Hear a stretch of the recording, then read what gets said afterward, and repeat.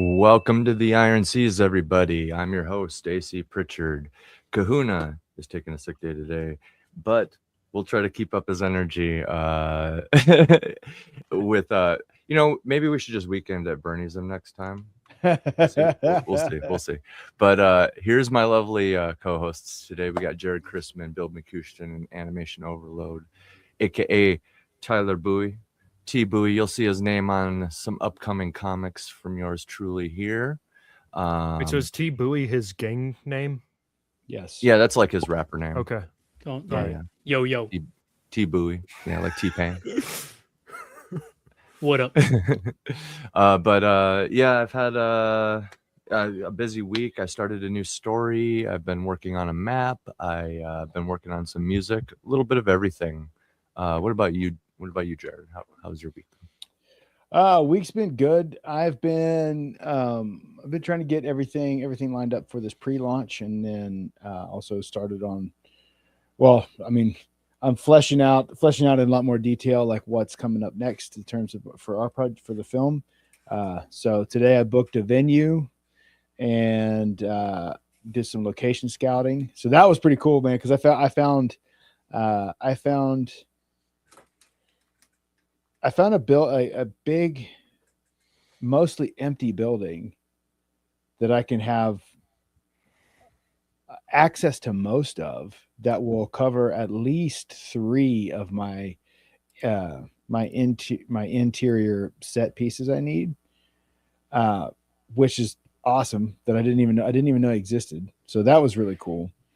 And so it's been a busy couple of days for me getting all that stuff lined up, but it's fun. It's fun because it's forward momentum. So that's what we like. Yes, we love that. I always love hearing about the movie stuff on your end, because it's like with every tier of all the different arts, there's like less and less of each animal, and you're like the movie maker. Like, you know what I mean? We all are like jack of all trades, right? But like, because like I'm doing music and a little art and writing and all this and that. And same with you. You got your writing, and like, honestly, you drew your own map. Like, you're doing a lot of that stuff too. But like the movie, I think it's very special. Just hearing about it, because it's like a little bit of inside baseball that a lot of people don't really know about, Yeah. Bill, how was your week? It has been busy, and in some ways a continuation of certainly the 2 months of all time, as I'm just trying to get something out. I'm half expecting some harsh criticisms from Daniel when I hear back from him after he looks at the next Zorn episode, because I'll admit I don't like doing this. I cut a couple corners. I feel bad. As we do, yeah. I feel bad, but we keep pushing forward. And when I do hear back from him, I'm, of course, going to be looking through them again. I'm going to be looking through it again, see if there's anything I can change, any words that I can still change. Editing is weird. Yeah. Editing is weird. It's like sharpening the blade, yeah. Yeah, I will say, one thing I like to do, and I say this to anyone who is a writer, do not underestimate alternating between things. Oh, yeah. I will work on, let's say, draft 3 of the next Zorn story 1 week. Next week, draft 2 of the story after that. I might sprinkle in a little bit of my book, but just alternate, because it gives your brain a little time to focus on something else, and you can let your subconscious run its routines on figuring things out. You can have the processes running in the background and not be pestered by keeps your attention and your mind sharp in a lot of ways. I know what you're talking about. Like, I think that's why, like, I was mentioning me and Jarrod do like music and writing and stuff like that. I think there's something to that. Like, there's some sort of natural inclination where it's like the warrior poet, or like, you know what I mean? Like the samurai always does like the calligraphy and stuff like that. Mm-hmm. There's something about like different parts of your brain, maybe. Animation. How was your week, buddy? How was your week? Pretty good. Got a bit of sciatica in my leg still, but it's coming along. Oh yeah. Well, sciatica can't enter your body without your consent legally. It's like a yeah. Look, I was drunk, and one thing led to another. Yep. Well, cool. Real quick, we got a question right off the bat. We got Josia F12 says, "Hello, what do you four do on this channel?" And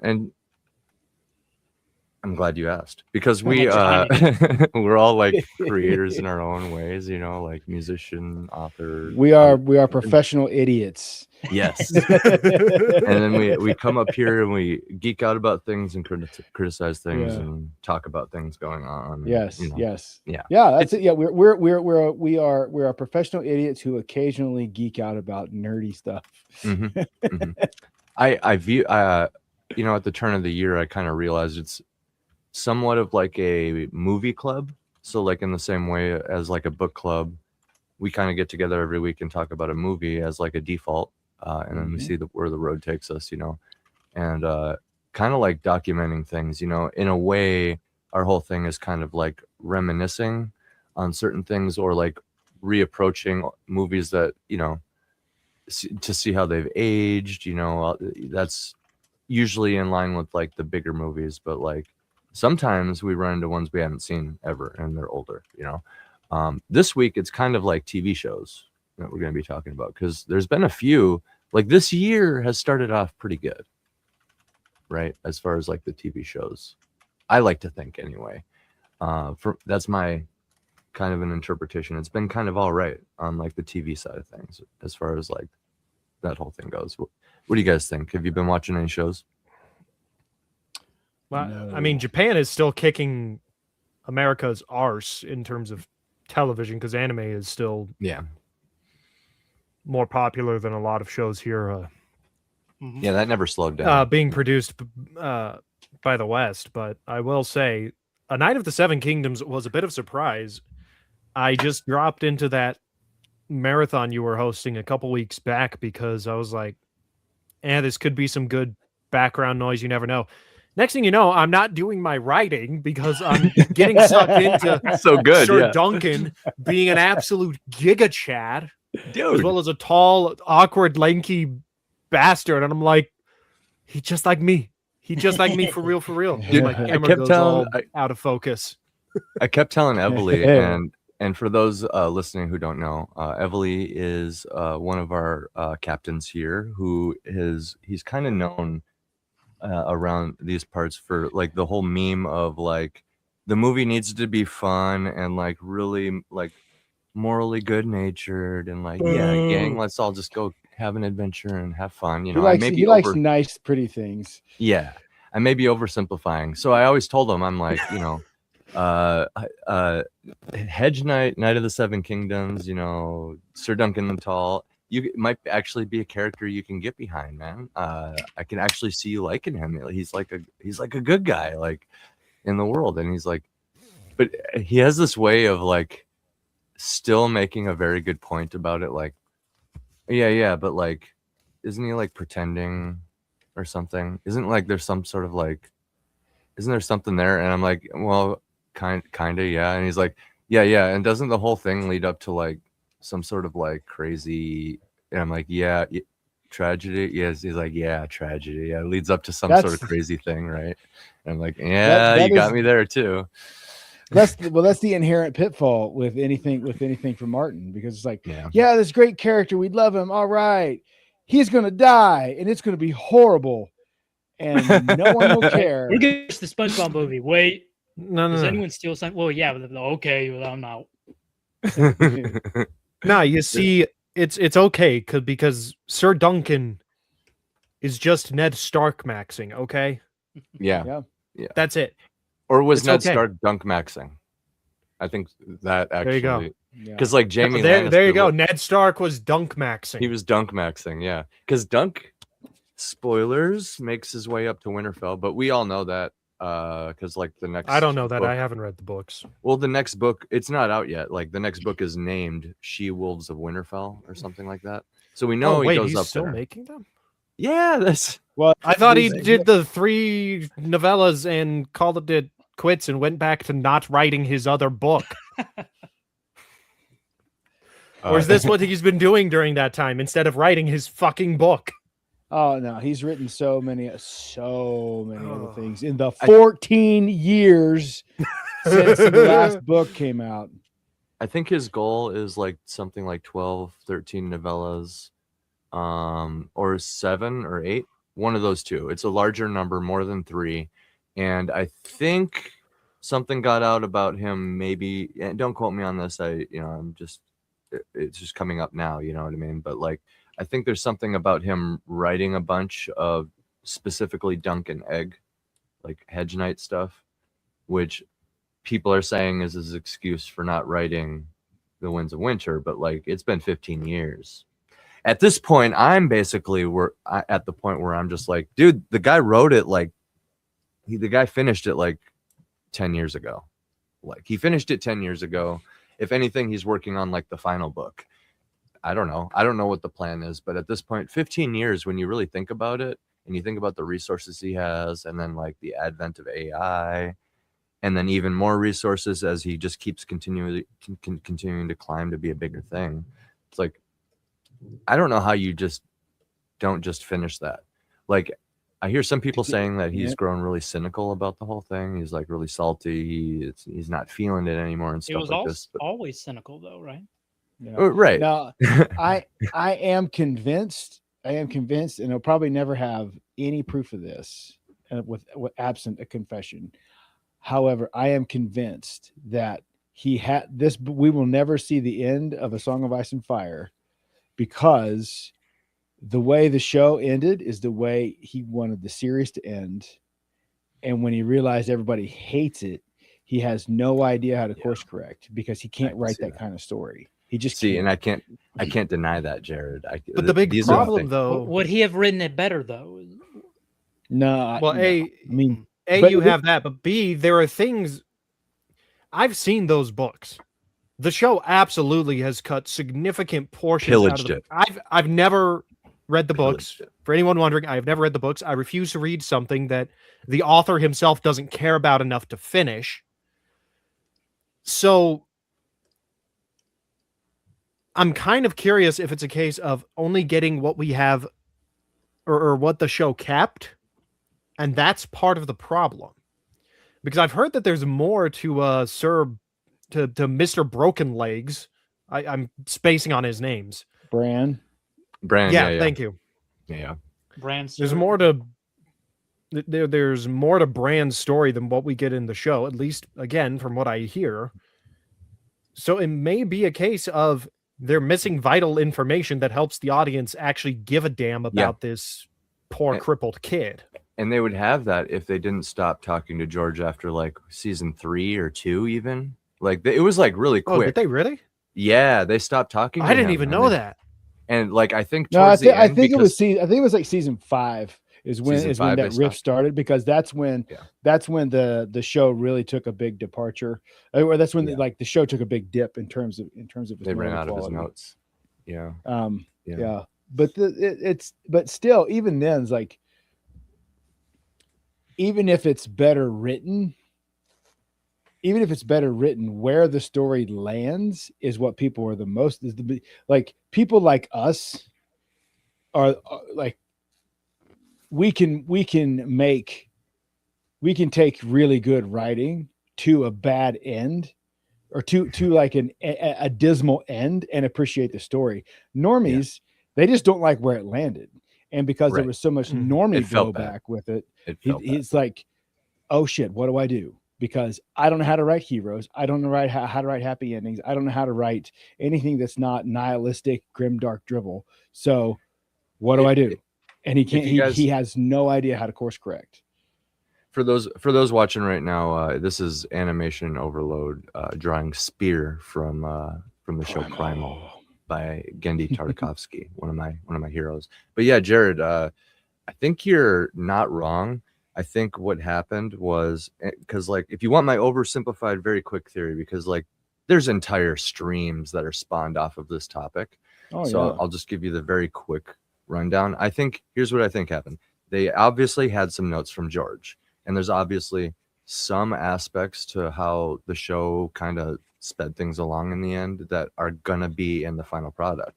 So just to oversimplify it, all of the foreshadowing, symbolism, and everything points to Daenerys being a good person, a hero. Same with Jon Snow. It would be like if you turned Jon Snow evil all of a sudden. So that that is pretty firmly foreshadowed. Like it, like basically one reason that like writers like you and me reacted to this, or like basically any super fans of the book, is because they know deep down in the core of the story, she's literally the mother. She's like it's like making mom the bad guy. Like, you know what I mean? It doesn't work. It feels bad. It's like uncanny. You know what I mean? In the prophecy in the world, it says like the dragon has 3 heads. So just to oversimplify that, Daenerys, Jon Snow, and then this third character, Euron Greyjoy, which they turned into a fucking fraternity bro on the Dude, show. He's just like oh, a walking bro when he's supposed to be the Antichrist. Literally, he is. This is a character who is genuinely unsettling to read about. This guy's like literally collecting priests from every religion to use in blood rituals, and like just on a whim, like maybe this will work kind of thing. You know what I mean?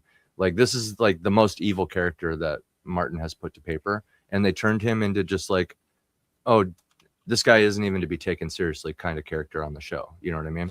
So which one was that again? Euron Greyjoy. Yeah. Okay. Theon's uncle. He's supposed to be like the Antichrist, bro. Seriously, in the show, I wanted to run over that version of Euron Greyjoy with a dump truck, dude. So bad. It was so bad, so bad. Like I don't know how you take what is in the books and get that out of it. Because it's like you said, like in the book, Euron is genuinely unsettling to read. Yeah, it's like the page goes dark when you're reading about him, and he's like again like super well written character, very well fleshed out, like a lot of and like handled really well because there's so much mystique and intrigue around him, and then for like real magic to get what we got on the show. One example, those fancy swords that everybody walks around and passes down through royal bloodlines that everybody makes a big deal about in the shows, like the Valyrian steel. Yep, this is my Valyrian steel sword. This was my freaking grandpa's. It goes all the way back to like, you know, the first Targaryens or whatever, right? Yeah. Euron Greyjoy is supposed to have a full suit of armor made out of that, because he goes to Old Valyria, which is like banned, cursed, and then comes back. Yeah. And he has some stories, and he comes back basically the Antichrist. Like he probably got dragon horn. They didn't even put the dragon horn in the show. No, instead they just had the Night King resurrect. So okay, so here's what I'm saying. I said I was going to oversimplify it. I'm getting bogged down here. When you get something like the good guy like Daenerys torching the capital city, there's a situation that's been set up in the books where she's going to return and is going to inevitably, you know, have to confront the false dragon. The fandom calls him Phagon. He's basically this poor kid that some nobles have basically convinced is like a Targaryen or something. Or he could be a Targaryen. Who knows? He probably is, probably isn't. Who's to say? But either way, he's probably going to knock out Cersei and assume King's Landing because of his ancestry, you know, the claim, and the way Cersei's been treating everything. Like Cersei be doing Cersei things. Like we all saw the show, like how shitty it got with like Joffrey and stuff. You can safely say that the people probably don't like her. So it's going to be pretty easy for the fake dragon to swoop in and be like, I'm the king now. Everybody's going to be like, okay. Then Daenerys comes. She's the real deal. They're going to have like a fight. And I think if that fight ensues, I could see her like maybe accidentally torturing King's Landing, or maybe being forced to do something drastic, where some sort of side effect of that, like King's Landing gets torched, but I don't think it necessarily is going to be Daenerys that gets there, right? Yep. And if it is the case, I think it's going to be under different circumstances, because, like I said, she's been set up to be the good guy, right? So yeah, I think that's kind of what happened. Is they had these notes, and some key points ended up making it in weird ways in the final product. You know what I mean? Which would make sense if all you have are like base outline notes of plot point without connective tissue of how Daenerys comes in, everything's done with the Nightwalkers, but Cersei's still there, and it's big fight, big bada boom all over King's Landing. And Jarrod mentioned the Dragonbinder horn. That thing is literally, it's gonna take control of one of the dragons. That's how the bad guys get one of the dragons, is the Dragonbinder horn. And actually the implication, just for any of you guys out there that are interested in some of the mysteries in the world, what's probably going to happen is Euron's brother is going to blow that thing, and I think it's going to cram his soul inside of Daenerys's dragon. And then that is literally how, like, Euron Antichrist Greyjoy gets his hands on an actual dragon. And it might even breathe blue fire. You know, we don't even know, you know. But like, that's another plot point where I'm like, where like maybe one of her dragons dies and then another one gets possessed, or, you know, these are the questions to ask, where like how much of it is going to make it. But I don't think it's going to be the same, and I don't think it's a reason to let's just say that the key points in that ended up in the show are what George wanted. And but then with like, okay, Daenerys dies, John goes back to the wall, John goes back to the north, and Bran becomes king. It's like the way they got there in the show is the most ham-fisted, unimaginative, get me out of here as fast as you can way to do it. We all saw the shift too. It was like they started running. Gosh. It was like they started running. It's like, okay, you got to kill Dany off. Okay, so you got Dany and John both have dragons, are both coming to remove Cersei. Okay, Cersei's out. Boom, good. But then the fleet comes in. Then the Iron Fleet comes in. And in that fight, Dany dies. But they smash the Iron Fleet. Yes, King's Landing is safe. John is distraught because he was truly in love with Dany. Dany's done, but John becomes king, says, screw that. The South sucks. I'm going back to the North. Gives Bran the throne, and John goes back to the North and takes the dragon. Yeah. Boom. That's so satisfying. John gets to be a hero, a tragic hero, because he lost the love. Dany dies a hero, like trying to liberate a city. Cersei gets justice. Bran gets to be the king. All of his points are taken care of. But no, Dan and Dave's like, oh, we're gonna go make Star Wars movies after this series. Blah, blah, blah. Yeah, Go ahead. It's really funny. Hey, I want to point this out. I never even finished season 8, but you missed nothing.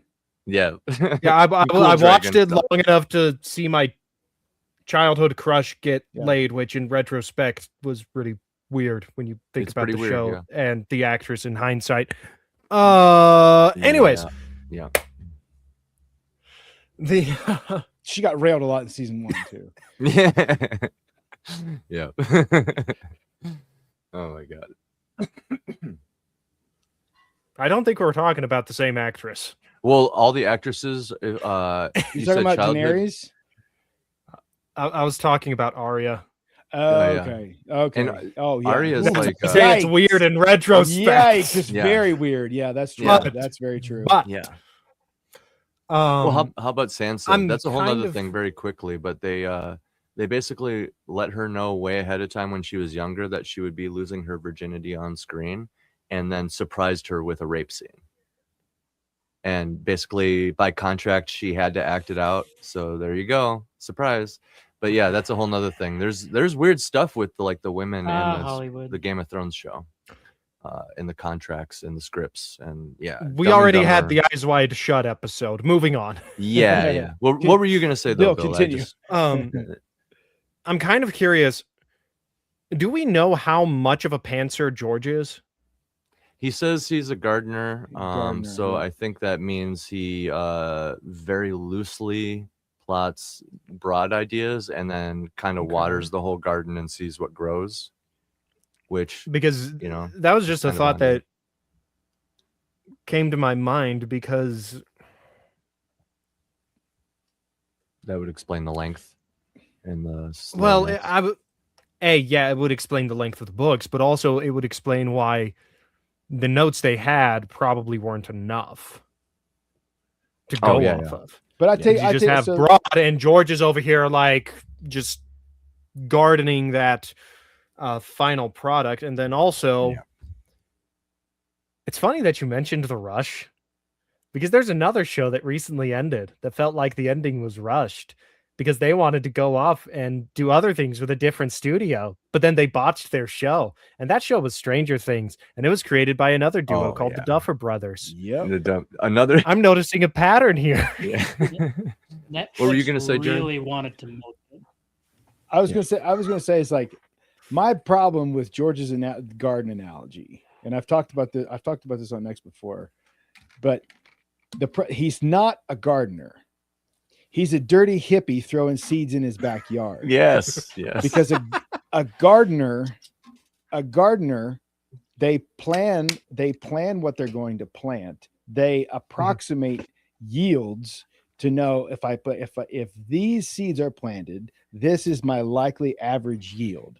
If I plant this crop beside this crop, this will pollinate that will pollinate this other thing, and I will have a successful harvest. And I know a rough idea of how much I'm going to harvest, how much it's going to take. And they keep the garden hoed, they keep the weeds out. It is orderly. George is not a gardener. He's a dirty hippie throwing seeds in his backyard. It's a mess. It's a tangled web. It's not organized. It's not organized by any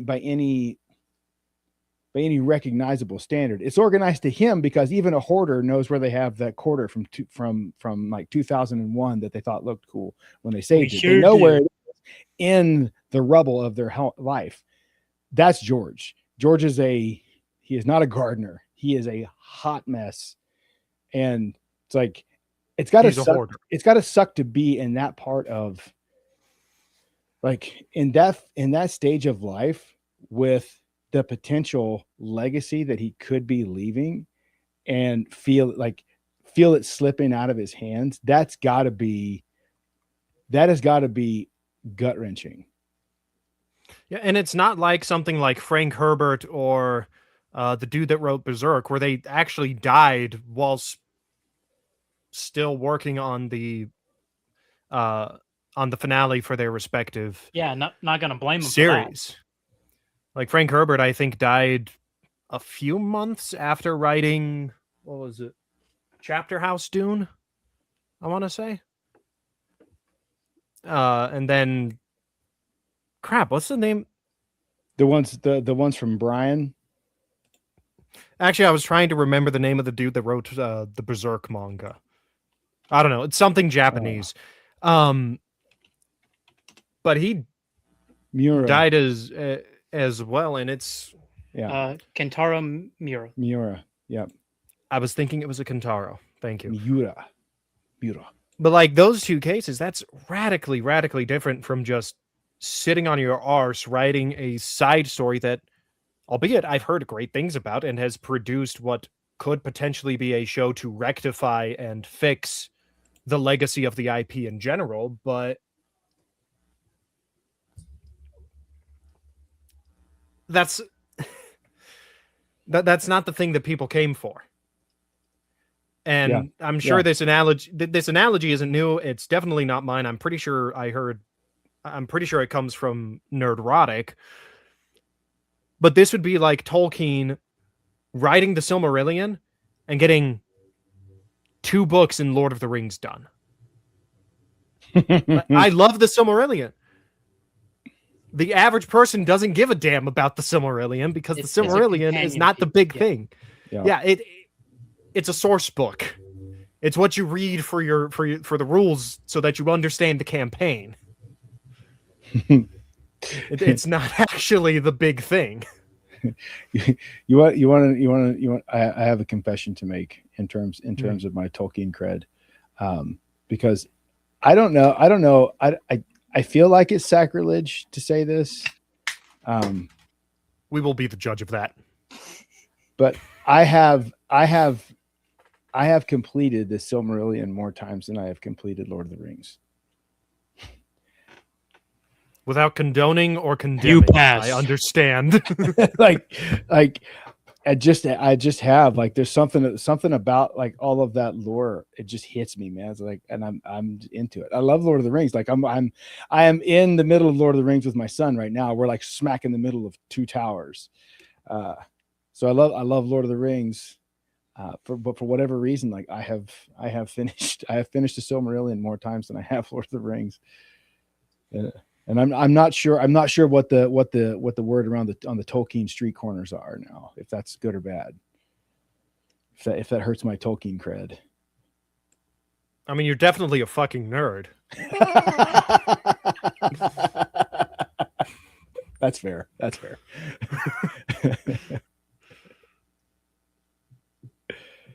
Oh man, dude, this is looking so cool, AO. Thank you. Where did AC? Oh, there he is. Never gone it before, so But you know what George did? One thing George inadvertently did is he paved a way for countless Song of Ice and Fire theory channels. Like there are people that will be able to make a living on like theories, like a Song of Ice and Fire theories. Dude.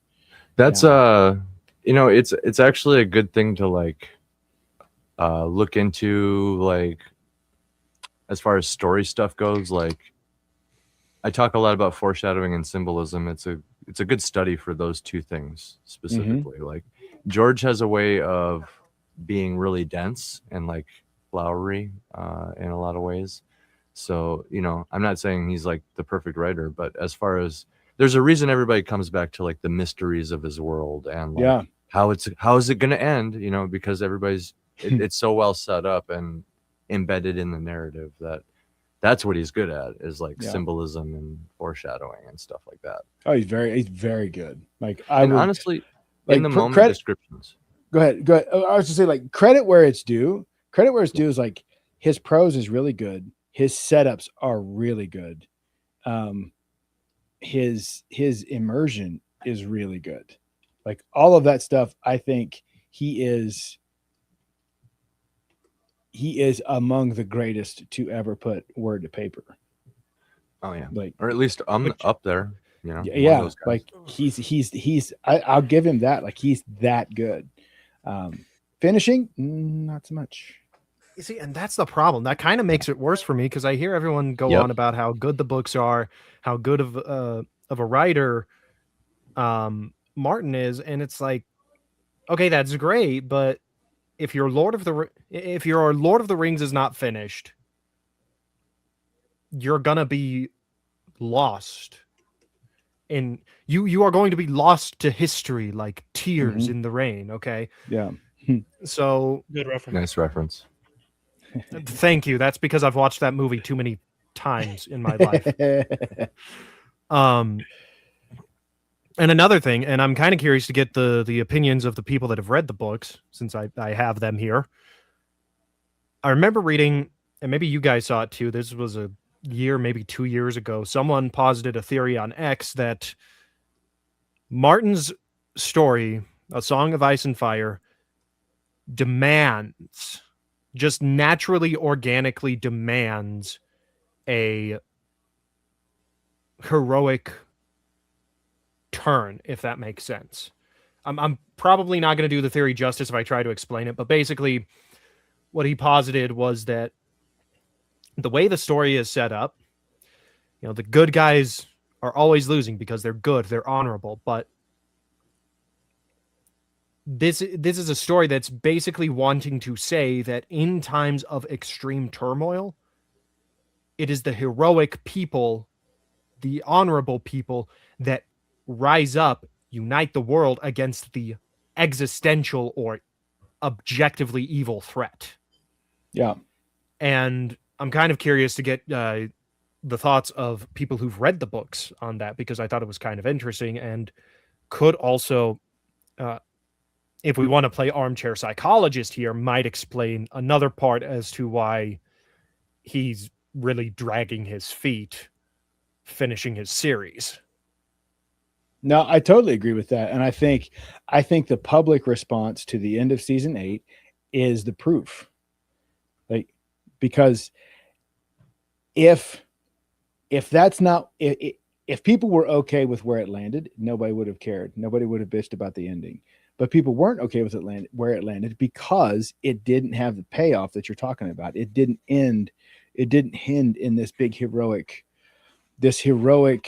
change, like sea change, it just ended in like a half-assed grim derp, and like people don't like that, and like it is because, one, it's not really how humanity has worked historically, and number two, it is anti-inspiring.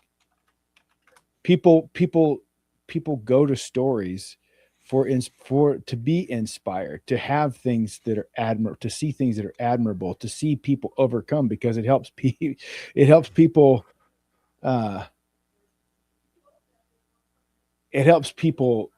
give, like, it gives people like a vocabulary and a frame of reference to like self-evaluate. It's like, okay, I can overcome this and use this as a reference. You use story as a reference.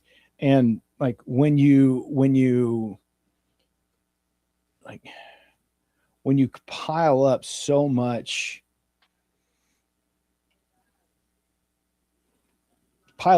emotion and so much tragedy and so much darkness and so much conflict in a world like Martin's world, and then you don't pay that off with a heroic, what Tolkien would call a eucatastrophe. Mm-hmm. Like people will check out, because that's not what people want. Like those are not the stories that have resonated through human history. They just aren't. And so I get it. Like if I'm a nihilistic burnout hippie, yeah, I'm gonna write nihilistic burnout grimderp. But I should also accept the fact, given the totality of human history and human nature, people probably won't like where this is going to end. I want to end it. And so then the choice has to be made. It's like, okay, do I give my audience an ending they want, or do I write the ending I want? And am I okay? Are you writing for yourself, or are you writing for other people? Yeah. Which both are fine. It's just, if you're going to write for yourself, you have to be ahead of time. You have to be 100% submitted to the reality that they may not like it, and be prepared to accept it if they don't. Therein like is the tale of an artist, is the true measure of an artist. It's like, if you create for yourself and it doesn't affect you negatively if people don't like it, then I think you can call yourself a true artist. If you write something for yourself and then bitch when people don't like it, I don't think you can call yourself an artist, because then it's not about your self-expression. It's about what your self-expression. It's about the affirmation that your self-expression earns for you instead of the expression itself. It goes from being self-reflection to ego feeding. Yes, it does. Yep. And that's just a shitty way to live, man. Because then your identity is wrapped up entirely in applause and affirmation, and that's all. And you can't control that. That's all third party stuff.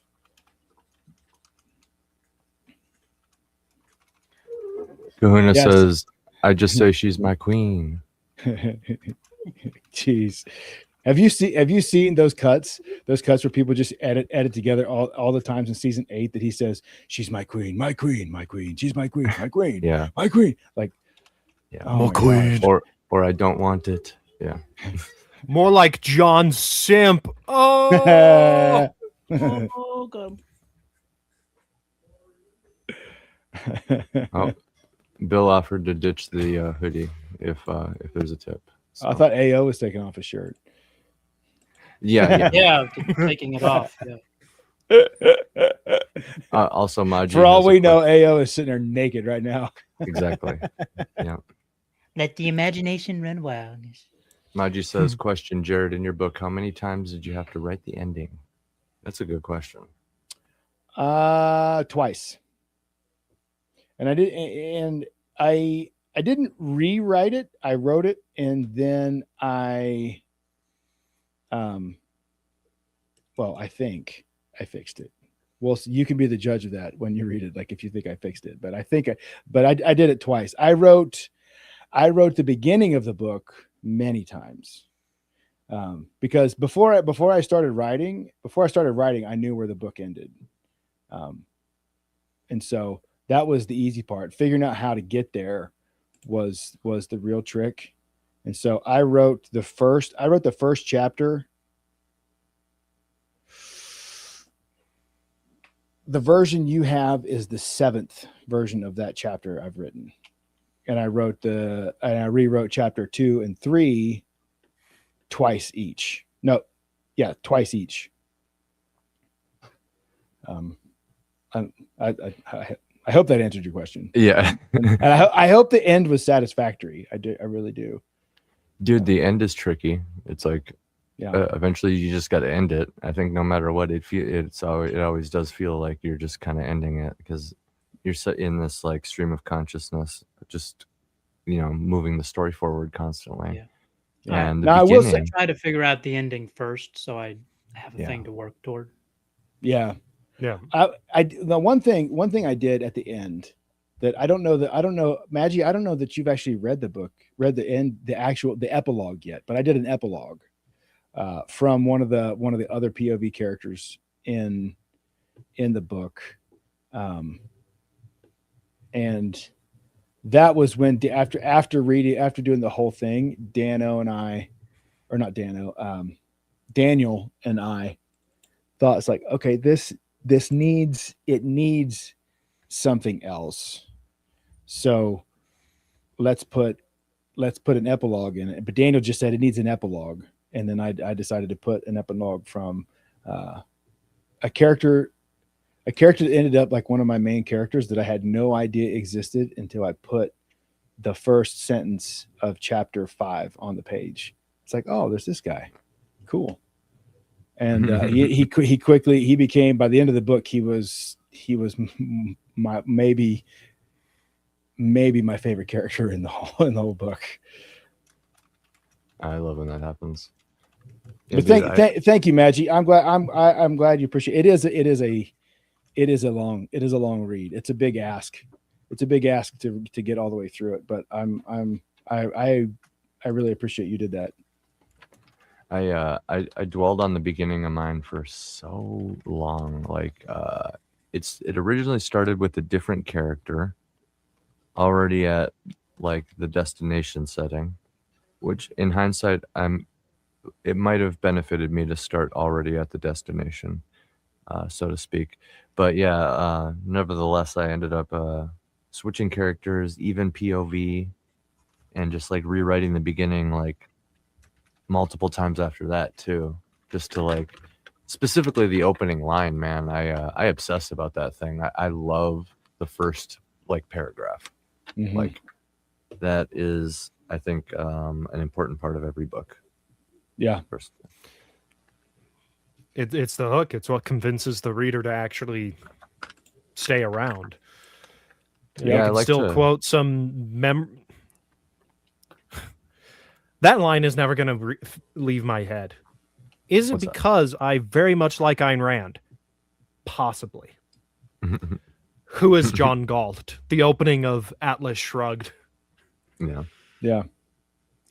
But if I can help it, I like Yeah. to foreshadow the entire book. Like here's the entire story in one clever line. That is even if it's one- very subtle. that is part of why I like having an outline or a plan going in.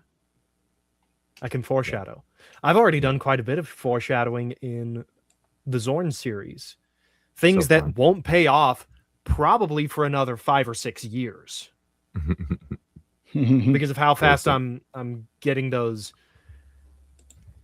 out there. There's one that should be paying off closer to the end of this year, but yeah, having that ending in mind is immensely useful because you can really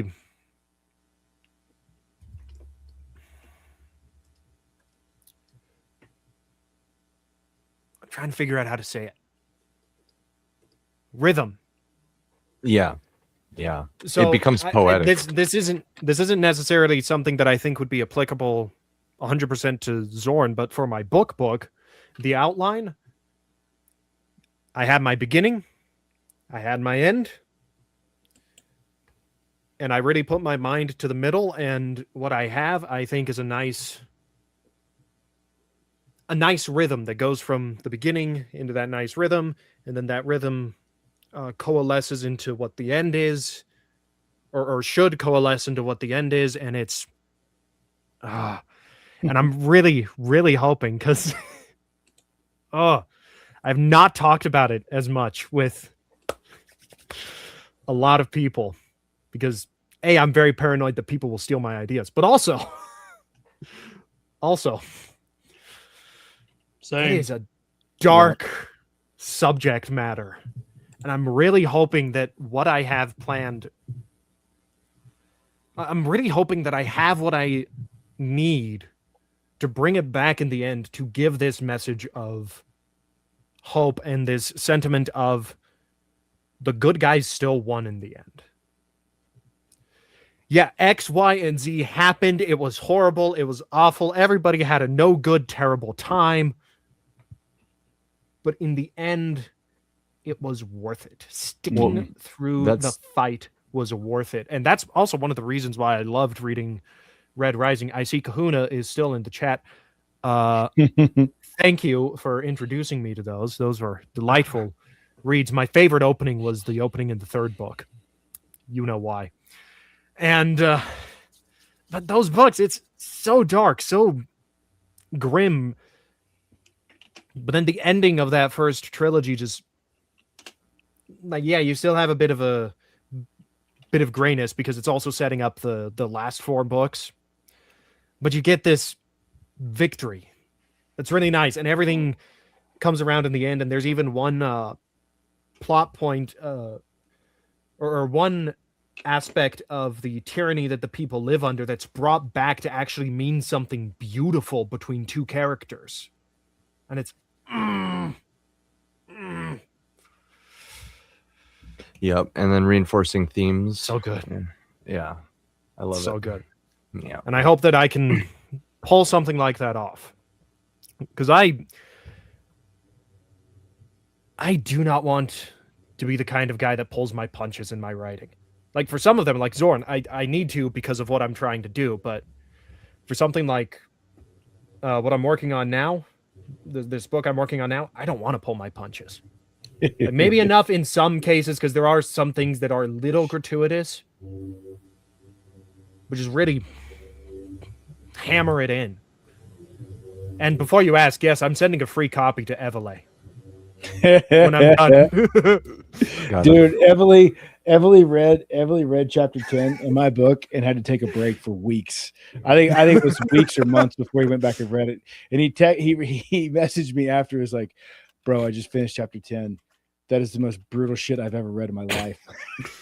He was he was eating breakfast when he started my book, and the opening we were just talking about opening lines. The opening line of my novel is something along the lines of, she emptied her insides over the deck of the Starlight or something like that. So just and then I go into detail about how it's a biscuit slurry or something like that. And, real quick, Jarrod, is your book out yet or no? No, not Okay. yet. Go ahead, AC. Oh, he just said I ruined food for him for like for a while. Yeah. Yeah. Maggie, you've read it. What did you, how did chapter 10 hit you? Jarrod, read the epilogue I wrote in the chat. What did he read in the chat? Oh, in what let me chat? bring it up. Oh, Let me bring it up. I think is this it? Random soldier, yeah. Oh, I believe Kahuna was lying, but the short available brown women in 3 towns can't all be lying. That was the epilogue.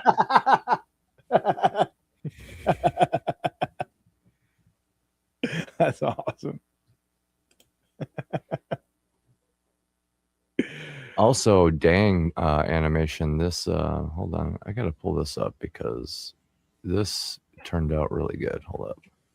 Let's see here. Look at this. Look at this.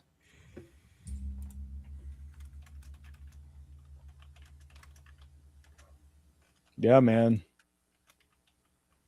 Yeah, good job, dude. Thank you. I'm gonna share this on Twitter. That's dope. Twitter, I'm gonna share it. On the Twitter. Yeah. Do you think you Which could Twix? Left Twix or right Twix? Right. I'm right You're leaning, right. so So left. I'm counterculture. Yeah. Do you think you could pull off a Lucy from Fallout, or perhaps let me give it a shot real quick. Yeah.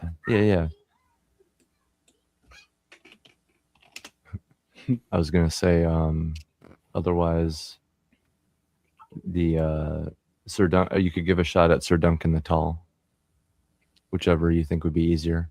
The Fallout Vault Dweller outfit is kind of like got that style to it, and Fallout kind of has like a little bit of a cartoony style at times too. I know. I think that's because like with this with the spear that you did for Primal, that looks like Tartakovsky. Like it's pretty natural for you to do like the cartoony style. You know what I mean? And I don't know if you've watched a lot of his stuff, but I he's have one of my not, favorites. no. He's one of my favorites. I want to get around to it. I'd need to get like more streaming services, and I'm not doing that right now. Powerpuff Girls was peak. Yeah. I said what I said. It was. There's a reason it was so awesome. Same with Samurai Jack and all those, man. I think right now Dexter's Lab. Yep. The Star Wars. Oh, did he do Dexter's Lab too? Yeah, he worked on it. Yeah. Oh, Dexter's Lab. I used to love that one. Bros Like, treasure. he was heavily involved in a lot of those early ones. What are you doing in my laboratory? So good, dude. Gigi, get out of my laboratory. It was the best. Dexter's Lab was like Cartoon Network's Pinky in the Brain in a way. Mm-hmm. I think he was a storyboarder or something on a lot of those shows. I can't remember. That's why a lot of them had a similar vibe to them. That makes sense. Dude, I can actually probably already tell which ones he was on just because of that vibe. But yeah, dude, he's like one of my favorites. I didn't even realize he was behind all those old ones, like all those old kids ones until recently. Yep. I just always thought it was Samurai Jack and like the Star Wars, Clone Wars one, you know. I Kahuna actually just recently launching- found out that Go ahead. Go ahead. Tartakovsky declined to be I can't remember what it was. I don't know if it was like one of the creative heads, but he turned down a really big job opportunity at Lucasfilm, which then paved the way for Cowboy Hat Boy, whose name I don't remember. Filoni. Thank you. Filoni to come He's a in and felon. do Felonious. I see the hate in Jarrod's eyes. Yep.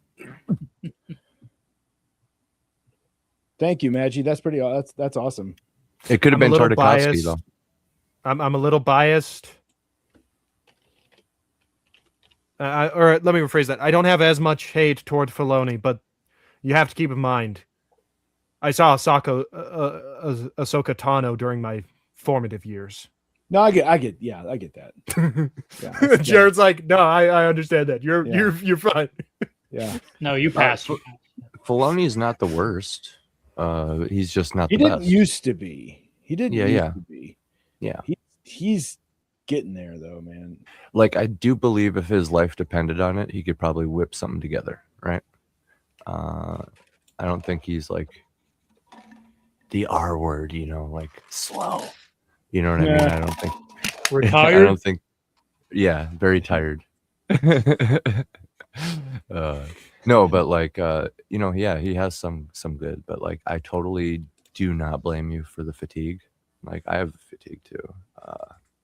This new Grogu movie, you guys see that coming out down the pipeline? I forgot about it. Yeah. Jared That's looks like something- he wishes he forgot about it. That's something that might put butts in seats, but it also might just be like fatigue, you know. Yeah, We'll see. I legitimately tried with Disney Star Wars, man. And Dude, yeah. like after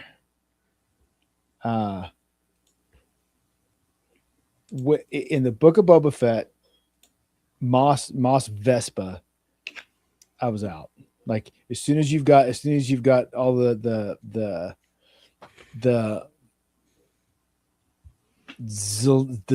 millennial Zoomers on their Vespa scooter, their Vespa hover bikes, and their fucking all their millennial glory, like it just The bike I game. was, oh dude, I was furious,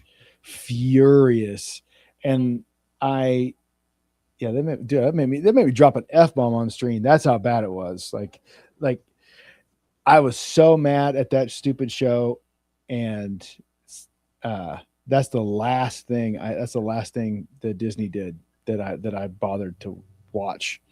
Like after that, I was completely checked out. I watch anything. I don't care about it. That entire franchise can burn in a lake of fiery sulfur for all I care at this point. You got further than me. I caught a few episodes of season 2 of The Mandalorian with some friends once. I'm just in there. I'm like, I feel like I'm watching someone else play a video game that I would rather be playing myself. Why do we enjoy this? Why do people like this? Well, that's the thing is he wrote it like a video game, and who was the other one? It was Dave Filoni, and who was the other guy? I've seen better Favreau was video involved in game it. Favreau. Okay, the Favreau stuff was on point. Yeah. But they did write it a little too much like a video game, but it's just like it was because he captured that original vibe. That's what people were. They were like, "Oh, a Star Wars Western." That was how it was sold, if you recall. It was a Star Wars Western. And the first season was just the first season was following a bounty hunter chasing bounties. What's the bounty of the week? this is the bounty this week, this is the mark next week, this is the mark of the week after. It's like it was episodic. And the first season was like, okay, I can get into this. I can support this, even though most of the other stuff that came right before this sucks. But I'll watch this. And after season 2, so I think wasn't it season 2, and then Book of Boba Fett? Was it? I think that was the order. Yes, because one of the episodes of Book of Boba Fett was just Mando season 0.5, like 2.5. Yeah. It was weirdly structured. It was like just included in Mando. Like it was dumb. They handled the Darksaber so poorly. That drove me nuts. But I was like, okay, let's just get through it. But by the end of the Book of Boba Fett, it's like, well, you have neutered and ruined every character left. I'm out. Right. Yeah. But Boba was like, what a missed opportunity, and I guess that kind of encapsulates what you're talking about, like many missed opportunities, and even despite it all, it's just like we can't deny that, like, the whole idea of like making some sort of a baby Yoda, right, and then like leaning into Mandalorian lore. Those are two very good ideas, right? And it just really cranks up that whole missed opportunity thing. I actually hated Baby Yoda. I hated it. Oh, gotcha. And I'll tell you why. I will explain why in a demonstration, because it was this from every chick I ever heard mention or talk about. It's like, oh, he's so cute. I was like, I will punch you in the throat. Oh, he's like choking the lady. Isn't that nice? That's so adorable. That is not Star Wars, man. That's not Star Wars. And look at the little Sith Lord. But what about Ewoks? I know, and that's the thing. So, like, there are guys older than me who would like already hit puberty by the time Return of the Jedi comes out, and they had the same response when it came to the Ewoks. I get that, and it's still not as bad as that. Like, if that movie had not been if Return of the Jedi had not been as for kids and as much of an attempt at tonal course correction for whatever reason from Empire, you would have seen the Ewoks stabbing people with their spears. Like 100%. See an Imperial officer just Yeah. Hey, No, I know what you mean though about the whole. Don't put words in my mouth, Kahuna. I know what you mean though about the cute Baby Yoda meme. It fatigue with that too. That's the thing. These shows have a way of like presenting something that people can genuinely maybe get behind, and then slowly building their own pedestal right in front of themselves, only to stand up on it, and they build it higher and higher, and they're like, it's time for me to start preaching, and then they just drop it. They just drop it. You know what I mean? Yeah. And they push it. They push all of the things that they got going, so to speak, to the point of fatigue. But the thing is, like, the thing that pisses me off about it is like that response they got from women is why they did it, because it would sell. Yeah. And it wasn't in service of the story. It wasn't in service of the lore or the history or the franchise at all. It was about, yes, you are correct, Maji. But it was about getting that reaction from women to sell it, and it was all in this attempt to make Star Wars a girl brand. And you cannot transition. You're right. A boy brand to a girl brand and think that that's going to work out well. And transition. Get it? And you have to admit that was before they just started creating characters and shoving them down our throats. Yeah. So you have to admit, as far as the whole agenda, that's a clever that's why dudes accepted it too, because like dudes can get behind a cute and he's a little boy baby too, so it's like got the father and son vibes going on, you know what I mean? Yeah. It was a genius $1 million idea that they completely messed up. Yeah. At the end of the day, you need to keep. So this is successful things get successful when they analyze the data and exaggerate what works, and then completely cut out altogether what does not work. Oh, look at this. We have a wild pony. Oh, he lives. I'm here very quickly and for a short period of time. Woo! I was hearing a little bit of naysayers talking about Return of the Jedi and how it did a weird tonal shift after Empire, and I have something to say. Return of the Jedi is the reason that franchise is what it became as big as it was. It was the ending that we needed. It is better than The Empire Strikes Back, and I will fight you naked for it. That is a bold claim, What the fuck? sir. Wow. I have spent hundreds of hours considering this, and I have personal reasons, but that has nothing to do with it. Anyway, what were we talking about? Kahuna, you keep trying to fight me naked. Like, what is the deal, bro? Well, you won't do anything else naked with me, so. It's the old way, Jared. It's the old way. We're getting ancient Roman in here. Yeah. I mean, It's so the ancestors can watch. Yeah. I didn't hear Bill say no, so anyway. No, you heard me say what the fuck. That's true. That's not a no, Bill. Anyway. And I'm not saying that Return was bad. Return absolutely is the conclusion to the original trilogy. It brings everything around. But let's face it, those Ewoks, we should have seen more of the Ewoks just stacking Imperial bodies on the battlefield. Where else are teddy bears supposed to get work, okay? This is true. This is true. Instead, we get Care Bears Light. I wouldn't have minded seeing them.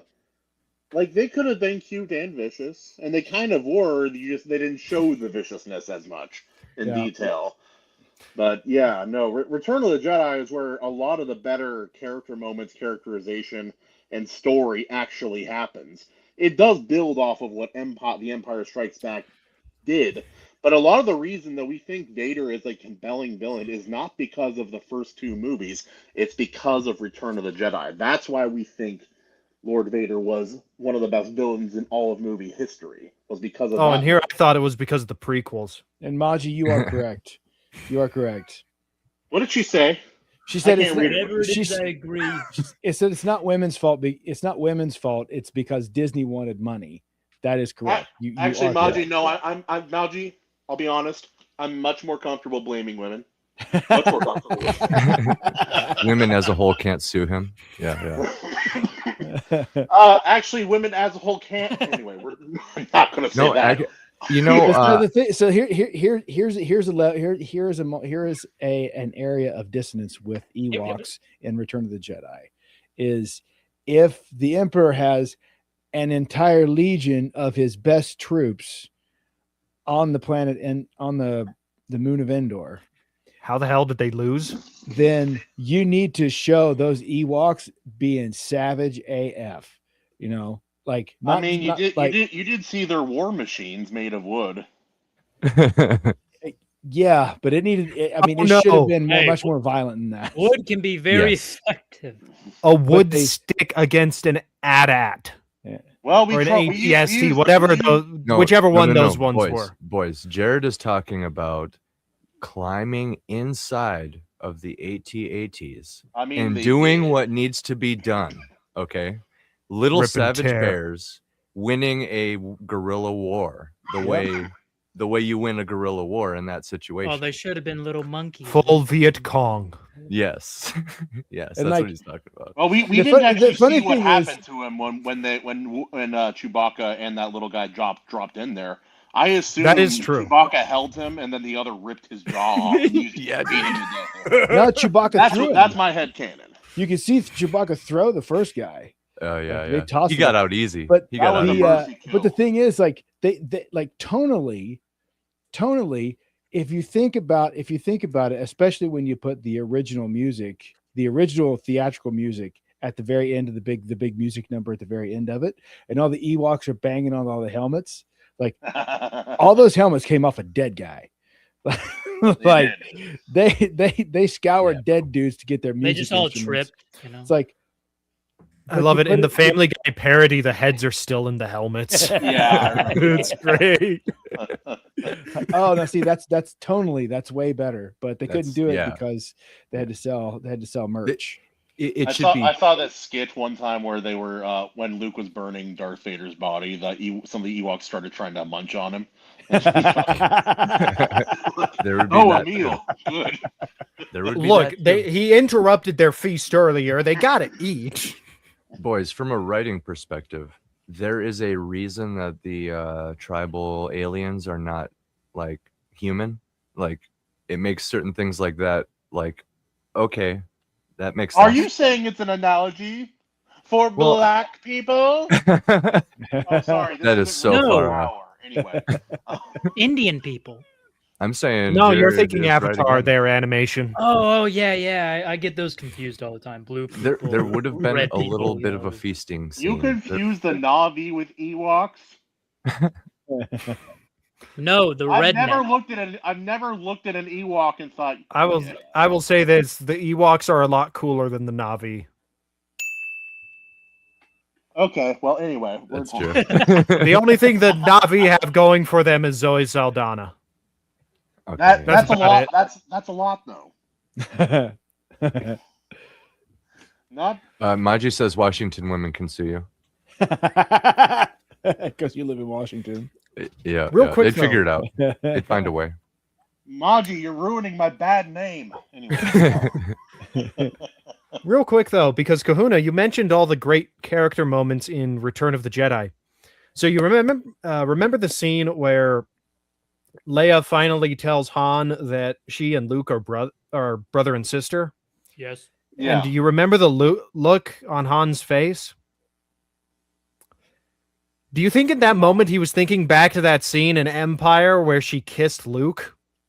100%. Wait Yeah. a minute. A few months Wait ago. a A minute. few months ago. No. It's You even worse. tonsil He's- tennised he's- him. He's looking back at the security like footage years of ago. No, that was inevitably taken it back. it's less time for Han though because he just woke up the other day from the carbonite. That's like, true. That just happened last week. Oh What yeah, the so that's fresh as fuck. Yeah. Like, Remember that he's one my time you brother. did that? How long Remember was I when you asleep? stuffed your tongue? Remember when you tickled your brother's tonsils with your tongue that one time? Anyway, should we tell the kids? No. Oh. Yeah, no, that would be awkward. Yeah, no, that'd be really bad. What makes it so much worse is if you go back to Empire, Luke does this whole Yeah. right Yeah, after yeah. it happens. He's like he's all like Mr. Big Man afterwards too. Yeah, it's funny as shit. Yeah. Watching the movies in chronological order or just knowing how the story plays out makes that scene just so funny. You know the order All the that wrong ways. you know the order I had my kids watch the movies in? The wrong You- way. The only 6 movies of Star Wars that exist. You did Face. 4, 5, 6, 1, 2, 3. No. I had them watch 4 and 5. Oh wait, no, what was it? No, it was I had them watch 1. No, sorry, 4. Episode 4. Then 1. No, it was 12. Wait. I don't think you actually know. We started with No, Rogue One because that was number 1. Oh yeah, that movie exists. Yeah. Oh, Kahuna, while you're I'm all here, messed up, yeah. I saw a message from Billy in the chat earlier, right here, that you responded to. She said, "Did you see Scream 7?" Billy! I did scream 7 times, but I have no. Yeah. I said something in the comments. I'm like, no, I checked out way before 7, maybe like 6. No, What really surprised me is they're coming out with another scary movie. that man. looks really funny though. I saw the trailer. It didn't impress I get the me. distinct impression my brother is going to make me watch it, just like he made me watch the first two scary movies. Anyways, moving on. The first joke is My pronouns are not she, they are they, boy. them. They got a whole bunch of ammo, that's for sure. They got a bunch of cultural Take ammo. my strong hand. Yeah, God. Dude, I Anyways. suppose they. Well, because like, wasn't that the thing with the old ones? Is like a strong hand aside, it was like they were pulling a lot of cultural references, right? Like the waza, Yeah. right? Yeah. That whole thing. I remember Eminem in the third one. Yeah. Yeah. It was also that first scary movie was basically a parody of a parody because Scream was already Wes Craven taking the piss out of slasher movies. And then the Wayans brothers just kind of parodied the parody. Well, That's hilarious. Scream Commentary or however you'd classify Scream. I'm not gonna lie, I laugh when I watch Scream. I do laugh, but I don't. It doesn't go far enough for me to classify it as a parody because it's still a successful slasher film. A It parody is. usually is not like if you make a parody of 300, you're not. It's probably not a good action film. I don't know. Oh, Black did that, Dynamite it was was a pretty good good. blaxploitation film, and that was a parody of blaxploitation. Black Dynamite. Oh. But Black Dynamite, I sell drugs to the community. The first lady has arrived. Hello. Actually, I have to go take care of my children with a big wooden stick. Anyway, I'll be right. Anyway, I might be back, but either way, thanks for having me, guys. Love See you, you. bud. See ya. Ao, Yeah. your drawings are getting better. I like your little noseless Ariel. You should give her personality. Maybe a side shave so she looks nothing like every female video game protagonist. Anyway, bye. I get what you mean. Yeah. There you go. And I think like I didn't see past Scream 2. Like, are the rest of them any good? I had no idea there were 5. I've only seen the Or first one. Okay, it's not just me then. I saw the first one and was like, oh yeah, this is a good little one-off story. I never bothered with any of the others. Like the only thing I can really remember, or no, there's a few things I can remember from Scream 2, but the one that sticks out the most is the I OJ, did. I unmuted it to test it and it didn't work. the OJ joke. Just heard you, Katie. You're coming through on this one. Yeah, but that's not what I'm trying to hear. Oh, we can hear Katie's you. just working on some Meg stuff here. Mhm. Bear with her here. But yeah, Katie, now that you just joined us, Animation has been drawing Lucy from Fallout. He finished up the Are spear you from trying to Primal. talk to me? Because I can't hear you. Give me a minute, Andy. Okay. What? But there's just something wrong with it. I'll be right back. Okay. You know what slasher movie series really took me by surprise? Nightmare What's on that? Elm Street. I am not the biggest fan of slashers. They are like bottom of the barrel horror movies. But I watched. Well, originally I thought we were talking about Friday the 13th. Then I found out that JR got them mixed up. But I got the 7 movie. I call it 7 movies because I do not count Jason versus Freddy as anything resembling a movie at all, period. Mainly That's like because the one of best one. the main characters reminds me of my ex, and I fuck off with that. But I watched the first one, and I was like, holy crap, they snuck a compelling ghost story in my slasher movie. Same, Maji. Ended up binging most of, if not the entire series before, in like the week leading up to when I hopped on the Blasters and Blades to talk about Nightmare on Elm Street. Like, it was so good. Kahuna,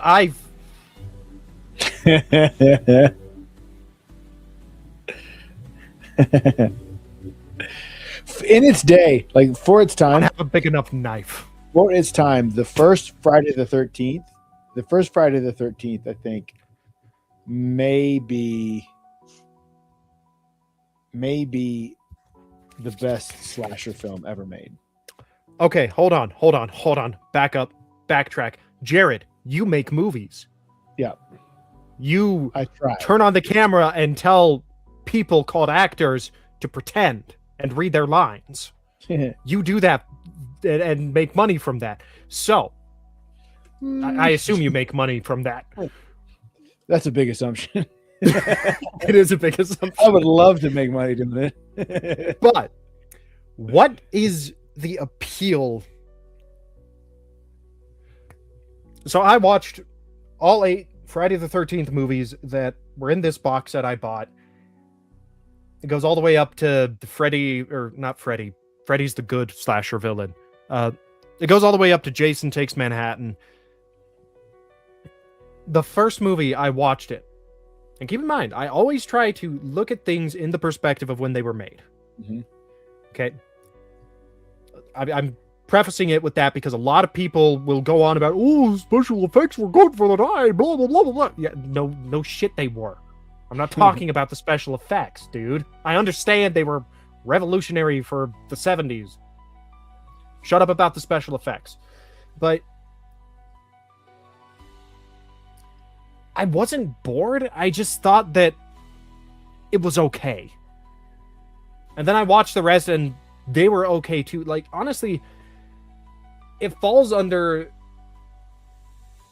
Friday the 13th as a whole, and this, including that first movie, sort of falls into this category of, if I'm having a Halloween party, I might put them on so that we all have something to laugh at and enjoy. I'm not actually going to revisit these movies because I think they're so compelling. Like, so what exactly is the appeal of that first movie? What did it do? What am I missing? What is the missing piece? Well, it's because there's no, like, I think You're there were able to tits get- in it. you're You able are to lucky I did not take a drink. you're watching it with 40 years of Hindsight. context that's built on top of what that film did first. And it wasn't the first slasher film, but it was the first one to be like a big, it wasn't the first, it was one of the first ones to become a big like cultural touchstone. And it was wildly successful. And the cult following that it developed brought you all of these other slasher, like entries into the slasher genre that were all like chasing the same dragon. So I think that, and it also depends, like, you have the benefit of 40 years of context, and it's like how old were you when you saw it? Like, I was way too young to see that the first time I saw it. I should not have been able to see that. What's going And on so- with this music? What's that about? And so I just that- put some music on quietly. That's That- really Jared not is quiet. epically explaining Why would I Friday the never- 13th. But yeah, that like, Andy, all I can hear is music. I can't even hear anyone talking. I turned it down. Okay.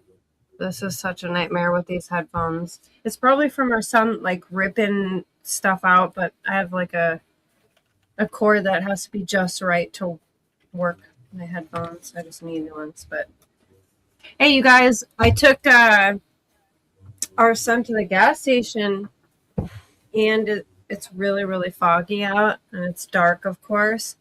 And when we got out of the car, I wish Andy was there, because for the first time ever, he flipped out. It was the first time I've ever seen him react so hard and excited for anything in nature like that. But he was like, "Oh!" He, like, celebrating, like it was just wild. That was Andy? Yeah. I don't believe you. Oh, it was so cute, you guys. It's just one of those. It caught me off guard. It just. I don't know. I've never seen him react like not even to snow or rainbows or any of that stuff. He just, quiet observer, I guess. But now he's at that age where we're gonna have some real fun. So how are you guys tonight?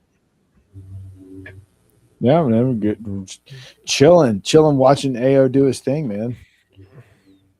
I'm being told how I'm wrong by someone who's older than me on regarding Friday the 13th because I found all of those movies to be okay. I don't think you're wrong. I don't think you're wrong. It's just you're. I think you are a product. You're a product of your generation, and that's fine. There's nothing wrong. Also, real quick, I wanted to say something about Nightmare on Elm Street coming out at around the same time because I thought it came out closer to 1980. Friday the 13th came out in 1980. Nightmare on Elm Street came out in 84. Yeah. So I do not have a good chronometer in my brain. I don't even know. It's weird because I don't think I've seen Friday the 13th. Isn't that crazy? Yeah, they did. I have as a kid, but I don't remember any of it. The thing that was weird for me with that franchise is like, I thought number 2, the second Friday the 13th was the only one with Jason that felt truly menacing. Where like the rest of them they became campy schlock, and like I can campy is always bad, but I just can't. I cannot invest in it. But the first one, I guess because the first one came out in 80.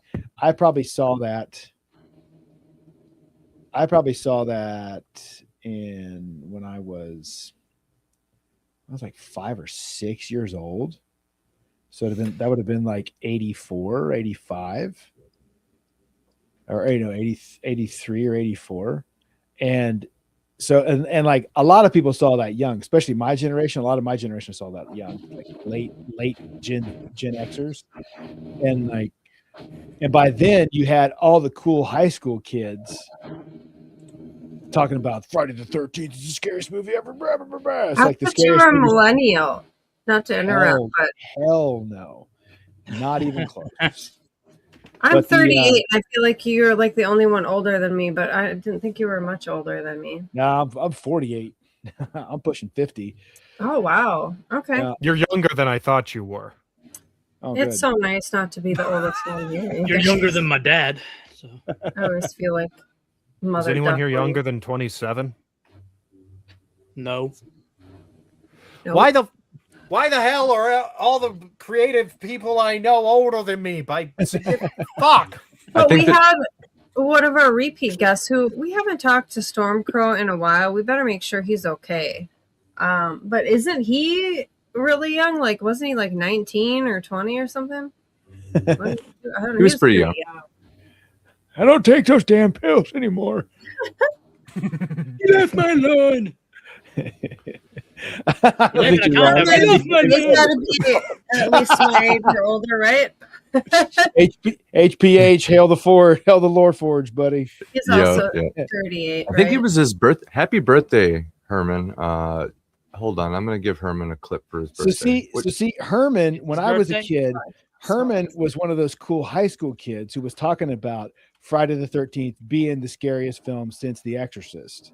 And so it's like there was this buzz about it at the end of my generation, like at the end of Gen X, that I think helped propel what became the bigger slasher genre as you guys understand it. But yeah, for what it was, like the first Friday the 13th was special. But I get it.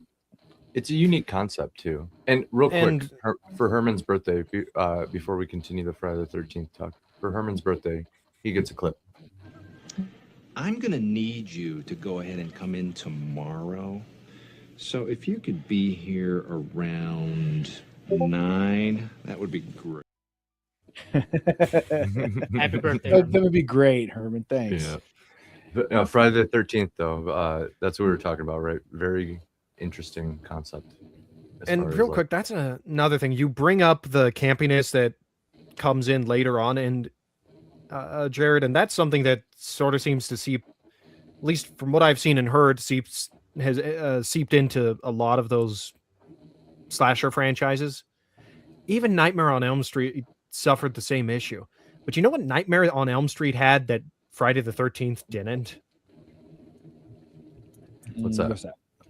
Freddy Krueger? The killer actually had a personality. Freddy has Lord. a personality. Yeah. Jason just walks around looking menacing in a hockey mask with a big knife. Freddy's over here cracking jokes, killing people in creative ways. He's having a good time. I feel like Robert Englund is having a good time with the role. There's like real lore. Yeah. However, so I do have to correct my chronology because I'm getting old and I forget stuff. But so like if you wanted to put like the three like huge cultural touchstones in terms of horror genre, the horror genre, in order, I believe, don't quote me with this, but I think it was The Exorcist, then Halloween, then Friday the 13th, the first Friday the 13th. Yeah. And so like, and those, and for different reasons, but all three, but like Halloween and Friday the 13th were both slashers. And then Exorcist was different. And that was its own genre. But like those three films, like they changed the tone of like what horror movies could be in cinema.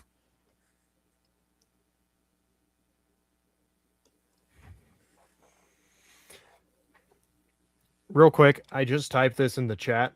That's another reason I hate Freddy versus Jason is that was the last time Robert Englund played Freddy. Why did he not have something better?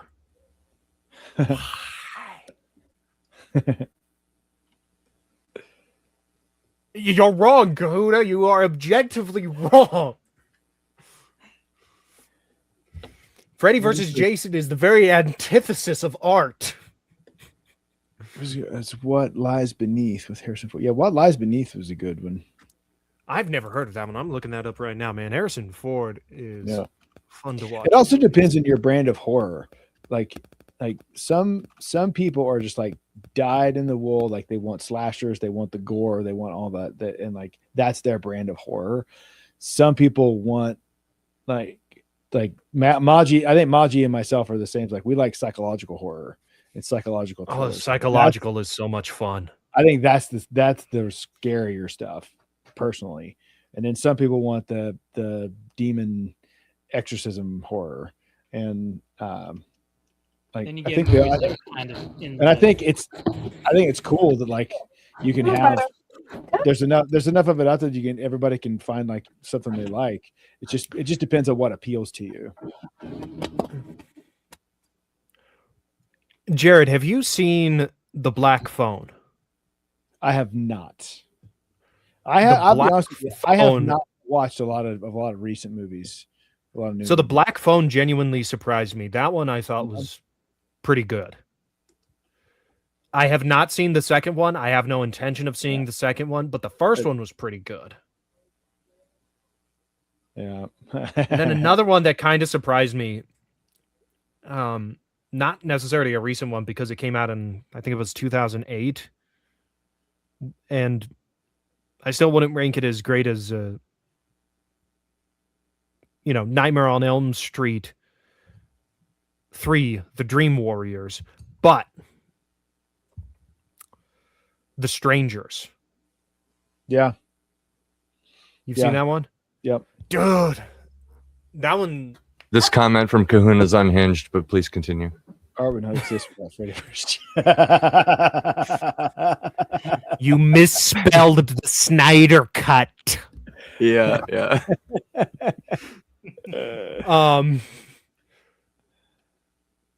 But The Strangers also surprised me. Like, I wasn't sure what to expect going in. I knew what the concept was, which is how they played it, and just the element that these random kids were literally just trying to screw with the couple. Yeah. Before killing them was interesting to watch. Yep. Yeah, that was a good one. There are some gems, like some genuine gems out there, depending on what your preference is, and like how I guess, or if you're okay with your horror films not having like huge A-list stars in them, but like there was a I just care if they can act. A space horror film, Pandorum, and I think that was like in 2007 or 8, or no, maybe 2009. Pandorum with Ben Foster and Dennis Quaid. That one is really good, and that's like sci-fi horror, because there's a pretty heavy sci-fi element in it. That one was super. Why does good. this picture have Pinhead on it? Good boy. Was Pandorum? No, it No, can't that's be. Pandorum. Pandorum. Boy. Right, Pandorum. Yeah. I've got that up. I just, on the Google search results, it brings up a picture that looks like it's from one of the Hellraiser movies. I feel like there might be a disconnect here. Seriously, it should be a picture with an arm and tubes in it. Yeah, no, that's the picture I'm getting. Yeah, I think Google's just got its image search results screwed up, or maybe that's from an article that mentions both movies. I don't know. It's with me. The first Hellraiser, that one was that cabinet again. Circus keeps telling me I need to watch it. Yeah. The cabinet is not a demon. Yeah, it's really good. It's got some good ones. No, it's okay. It just stays there. It's the perfect thing to hear during this conversation. The cabinet is not a demon. He's acting like it is. It's ridiculous. He keeps trying to get the looking dog. at it like it's gonna attack him. Yep. He's such a smart dog. Our dog is a conspiracy theorist about doorways, cabinets apparently, and fans. Like, I'm not making fun of you. box fans. Whisper. we Whisper. call them. We'll turn the fan He's on. looking at me so like I hurt his feelings. We'll turn the Hold fan on. on, and like we'll call it the babysitter, because you can just turn a fan on and leave it there, and he won't walk by it. 'Cause he has theories about it. Whisper. But yeah. Anyway. Whisper. Speaking of, The fan is turning the You look freaking stupid. frogs gay. Whisper. mm, Whisper. Do speaking you want of a good treat? boys. Whisper. Whisper, motherfucker. Wow. Speak. Good boy. Now whisper. Whisper. Oh my god. Here's that for doing speak. You better whisper now, because you're making me look stupid. Orky. Whisper. Whisper. Whisper. I know it's peanut butter soup. Okay. Whisper. He's- Whisper. Orcus. Come on. Whisper. Whisper. Whisper. Come on. Whisper. Look, right here. Whisper. Whisper. Good boy. yeah, you see Finally, that? you little See jerk. that? He's a good boy. He's a good boy. There's just the littlest like. There's a Yeah, trend people were doing where it's like make like a peanut butter toast and then take a tiny bite and see if your dog will take a tiny bite. And he took the teeniest little nip out of it. It was so funny.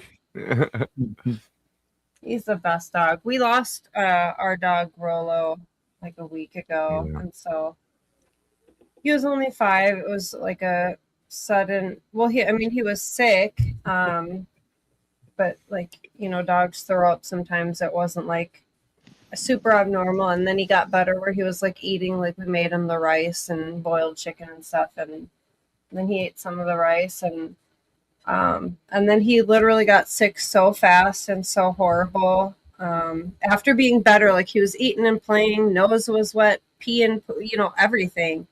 And I'll spare the details because it was very traumatic. But you know, we knew it was serious suddenly, and we obviously rushed to get him onto a dog bed and into the car to bring to the animal hospital, which is, it was a Saturday, so the closest one open is over an hour and 15 minutes away. And he passed when Andy was like moving him on to the bed to like call him out. So it was really, really sudden. Yeah. And we don't know what happened. If we didn't have a $1,600 electric bill for 2 months, we probably would have done the autopsy, but Yeah. baseboard heats. It kind of choked us out of options there for sure. Yeah. Yeah. Pretty shit. That's Yeah. part of why I'm not a dog owner anymore. It's rough. not even that. It's like I could afford it. It's just I'm not going to spend more than $2,000 on any surgery for a dog. I'm just not. I love Yeah, animals, but I'm not going to do that. It's just not Yeah, something. it's rough. Well, I would have done anything we had to do, but we just didn't get that far. Yeah. Yeah. Real sudden. Sadly, but and he so he had some issues that he was born with, like a herniated belly button and like a leg splay issue, and there's he had really swollen the glands here, and they could never really figure out why that was either. So like he had some things, so Probably just it some could have genetic been. stuff. Yeah, it definitely could have been, but it's still really, really hard, and I'm not the type to be like, oh, I could never replace. I'm not trying, you know, you could never, of course, replace any dog or person. You know, we're all individuals, but I would never be the type to be like, oh, it's too soon to get a dog, or I could never replace them, because it's like, I don't see why I would, or like why anyone would deprive themselves and another dog of love or a better life, because they're not ready, or, you know, I don't know. Maybe I'm just different, but I'm like, oh man, as soon as we get this, we still have to get some of our stuff unpacked in the garage, but we want to get a cat to be a Mauser maybe, and Oh yeah. another dog maybe, probably. Years ago, when the family's last golden retriever died, because we used to breed them when I was growing up, purebred golden retrievers, great dogs. Oh, I didn't know that. My mom had. We had four litters that I was a child for when they were grown. We kept one of the puppies, and we were going to breed her too, from the second litter, and she got knocked up by the black dog down the street. Damn blackies. You know what? We thought it was the Jack Russell Terrier, and she never went back after that. Yeah. Yeah. So I never saw that dog again. So yeah. Never saw that dog again. Well, I was gonna. That reminded me of milk, something. you know. Something really weird. Actually, it was actually only like maybe a few days or a week before Rolo passed. I was in a kind of a bad mood, so I grabbed a journal that I journaled for a few years, and mostly during my relationship with the dude who almost killed me. And so I was like, this will make me feel better, because I guarantee what I wrote on there was probably like feeling like way shittier.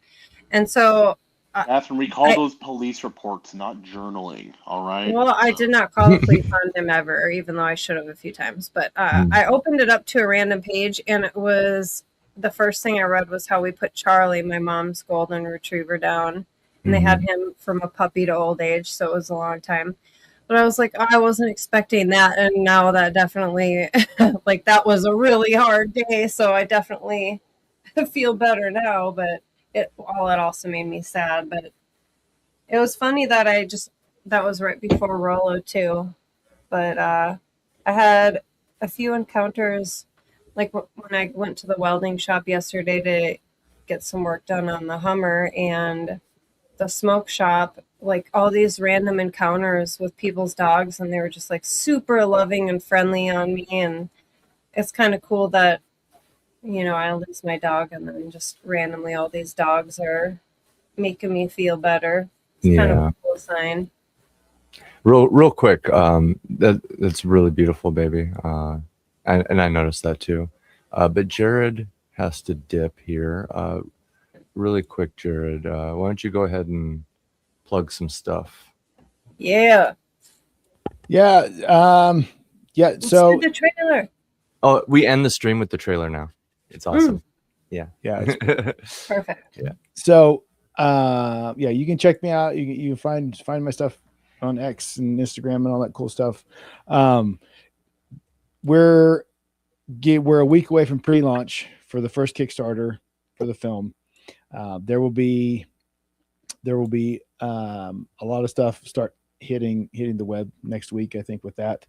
And then I'll be able to tell you who's been helping us out and who's going to be helping us out moving forward, which is pretty exciting for us.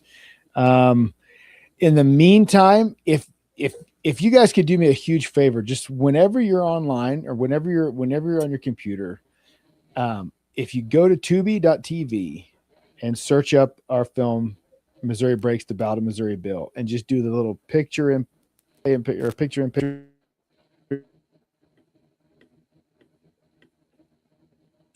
I think you're muted. Oh yeah, it looks like you muted. Okay, so and we can't hear you now. What the heck? Oh. Is that Tubi TUBI? TUBI, yeah. Okay. Tubi.tv, I think, or Tubi.com. You can probably find it with the So There's an app. Tubi.tv. Oh, there it is. Tubi.tv, and if you go to that and just do picture and TV, like the picture play or the what is that called? That little mini player that you can pull out of the thing that stays in front of all your windows. Oh yeah. Picture.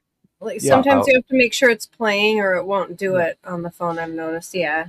But yeah, if you could, whenever you're online, if you can remember, just do that because that really helps a lot because Tubi's an ad service. So like that helps us out with the ads that it plays while that movie's going. If you want a really easy, low effort way to help support our film, that really helps. We'll start playing that at night too. When we go to sleep, we'll put it on in the living room. Yeah. Oh, yeah. I will break my rule about waiting for the physical media to come out, and I will check it out on Tubi. Thank you. I need some bots. I gotta go now. If you want to watch it, it is available ad free on Amazon. But Tubi seems to be the one. Tubi seems to be the one right now where we are getting the most traction, the most plays, and so that's why I just tell people is like just put it up and spin it on Tubi. But if you don't want to watch commercials, you can get it on Amazon. And yeah, just stay tuned because again, pre-launch is next week, and then after that, it's going to be a full court press for the Kickstarters that we've got lined up for the new film, Where Even Shadows Fear to Tread. You'll see the trailer of that at the end of the stream. And with that, I will bid you all a very fond farewell. Have a good night, man. Have a good night. Cheers, Jarrod. See you guys. I'm actually wondering if that's in part for Yeah, Tubi being a free service and having as much as they have on there. It's interesting. How are they doing that? Yeah. They're It's getting got to a be lot the of ads. Cartoon Network shows coming soon. Are they really? Ew. Really? Oh, sweet. Okay. Huh. Yeah. Oh, do I have to get the You'd app? think Warner Brothers would be tight grip on that stuff. Yeah. Shit, You know, to try and get download their the app. I don't have memory. service rock and All the rolling. ones they were getting, there Babe? was a whole lot of them. Like I think Kids Next Door was one of them. Oh shit! Sorry, Ben 10 guys. was one of them. Well, I don't need to go to Tubi to watch Ben 10 because I got. Nah, there are a bunch of them though. That was just ones. I mean, that I got popped in my head. I got the complete collection. I be do as watching- well. Kind of I'll be watching it as soon as I'm done with Yu Yu Hakusho. Hell yeah. Yu Where Yu you at with that? Hakusho took precedence for a number of reasons. How far are you in with that? I just finished season 2, so they haven't fought. So Yusuke hasn't fought Togoro yet. I think the only fight so far in that final match has been Kurama and the other guy whose name starts with a K. The dude with the mask. I Karasu. gave him the rest of that little sandwich. Yeah, Karasu. He snatched that. Shit. Good fight, really. And that really was me having not watched it or it being a good thing weren't the primary reasons, but yeah, it just took precedence for stuff. So have either of you guys checked out Primal? Speaking of good boys, we had that whole I aside have. with my dog. I have heard about it. Oh I've boy. seen little bits. I haven't checked out the thing. It's I just realized Kahuna ducked out again. Yeah. Yeah. There's a disturbing lack of woos. Kahuna, there's a shirtless man here. Come back.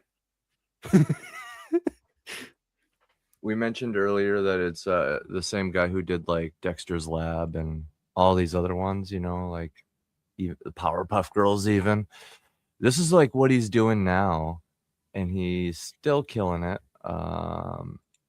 You know, he has a way of like not doing dialogue at all. If that makes either of you guys curious. Well, yeah, I heard that it was a very action orient, not action like action movie, but action as in no dialogue. The story is being told through actions, through facial expressions. I heard that it was very heavy on that, which did get me a little bit curious because Samurai Jack, especially, I want to say it was season 3 or season 4, but even in the first couple of seasons, it really leaned heavily into trying to tell most of its story through action rather than relying on dialogue. So even Primal genuinely Jack has me himself curious didn't on that. speak all that much. He was very much a silent, dialogue, a very minimal dialogue protagonist. The same voice actor as Hermes from Futurama as well. I did not know that. That's a fantastic little nugget of information. I forget the guy's dude. name. I want to see an edit where someone makes Samurai Jack sing the Bureaucracy song. Oh my goodness. No, but like, yeah, Primal has Phil Lamar. That was it. Oh, yep, Lamar. That's wait a minute, Phil Lamar. Yeah, I recognize that name from something else. Hold on. You'd recognize him if you saw him too. If you saw his face, yeah, for sure. No, like Primal though, it also kind of reads like a comic book a little bit, and because of the sparse dialogue, He also did Green Lantern and Justice League. So yes, Jon Stewart. That's cool. That's cool. But yeah, because of the sparse dialogue, what it does is it kind of like puts him and his animal companion on the same level in a way, which what it does is since he's already like a person, you know, it kind of ends up characterizing or personifying the dinosaur a little bit more. So the lack of dialogue forces him to tell things in a different way, tell the story in a different way, convey things like feelings and stuff. Like one of the supporting character is not even a person, for example, it's a dinosaur. So then like as a byproduct, we get to know it more. It's a stronger character. And so like when crazy things happen, it kind of matters more in certain regards. Like when we hear words for the first time, because there is words in the show, like spoken words. When you hear that though, it's like it has more magnitude. You know what I mean? It's interesting, very interesting, just to study really from an artist perspective because of obvious reasons, but then like just from a writing perspective and you know all kinds of stuff, storytelling. Very interesting, Bill. You should check it out. And animation, you should too. Like for obvious reasons. Like I've always thought your style kind of reminded me of Gendy a little bit. I did grow up watching a lot of those older shows. Yeah. So yeah, I'm sure it clicked as soon as Samurai Jack, Ben 10, Tom and Jerry, the Looney Tunes classic. Right. What was? Oh yeah, I was gonna do. Yeah, did you watch his Clone Wars? Gendy's Star Wars? Absolutely. You did? Yeah, it's so I good. have. I think I have it on my computer actually. I have wanna vague buy it memories physically, of- I just haven't yet. I have vague memories of catching a couple bits of that one. I don't think I ever watched it in full. It's really good. It's my favorite Star Wars, and that's hard. And it's very hard to compete with like the Old Republic. The Knights of the Old Republic, that entire lore and like the way they have the universe set up and all that is super compelling. That's awesome. If they ever do that, I hope they do it right, and Star Wars is in good hands by then. But Real quick, was I the only person who immediately figured out what the twist was going to be in the first KOTOR game? probably not. I mean, I didn't figure it out right away. There. Nice. Almost time. It's about that time. Time for insemination. She's trying What to the get a baby Yoda out of me. My wife is plotting to baby trap me. Like, Yeah, seriously, because how on do the third one's the baby trap. Yeah, yeah. But yeah, how do you beat? Look at The this. first two you could have ducked out any time. You could have left, went out for milk, never come back. The The first third one, three lulled him into a the one- false sense of securities. Exactly. But how do you beat a Yoda alien on like whatever the heck this creature is with like a lightsaber charging into battle? Like that's so cool. And we don't get to see this. We gotta go soon. I've had an egg drop in, so My goodness, guys. But yeah, just crickets. especially after they showed this like in the early 2000s or mid 2000s or whenever this came out. Why didn't they just immediately start taking a lot of these amazing ideas that Genndy had with the Star Wars story? Like you show some of this and some of the Clone Wars stuff. Like I noticed the clones here on the side, just a little bit of it, and people would have like thrown their money at you. You know, there's a reason General Grievous is, one of my favorite. He is my favorite character, if not like tied. And it's because of Genndy Tartakovsky's version of him. When I saw the live action movie, I was like, "What did they do to my boy? Why is he like walking around coughing like a bitch? Like, what's going on?" Because I saw this. This is what they had leading up to the live action for the third movie. Because if you guys recall, Grievous kind of came out of nowhere on the live action. You know what I mean? Yeah. It's because he didn't. He was introduced through this in a very cool way, and then all of a sudden, I'm like, "What did you do?" Also, lots of cool characters, man. I don't know. It's just like my favorite. What do we got here? Primal is so good. It's ridiculous. Oh, animations thing is not popping up. Yeah, I agree. And so this, what's up? Oh, my Oh. neck just cracked. I don't like cracking my neck. hmm I like when the chiropractor does it. But again? Yeah, anyway. I love Primal. Yeah, me too. The new season has sparked a few conspiracy theories too, which Like, well, like it involves like where the story's at and stuff, but like the character that we're following might not even be the character that we have been following. You know what I mean? Because there's a little bit of a time jump when season 3 continues. I don't know. It's interesting. the way the dinos react. Right. The dino doesn't like him. Yeah. It does not like him. So it's interesting. And I think, there's still a couple episodes that got to drop. But overall, like, I chose these 3 things because just, spoiler, I float them all. They all float in my mind. Yeah, even Fallout, for as much of the, questionable choices they've made.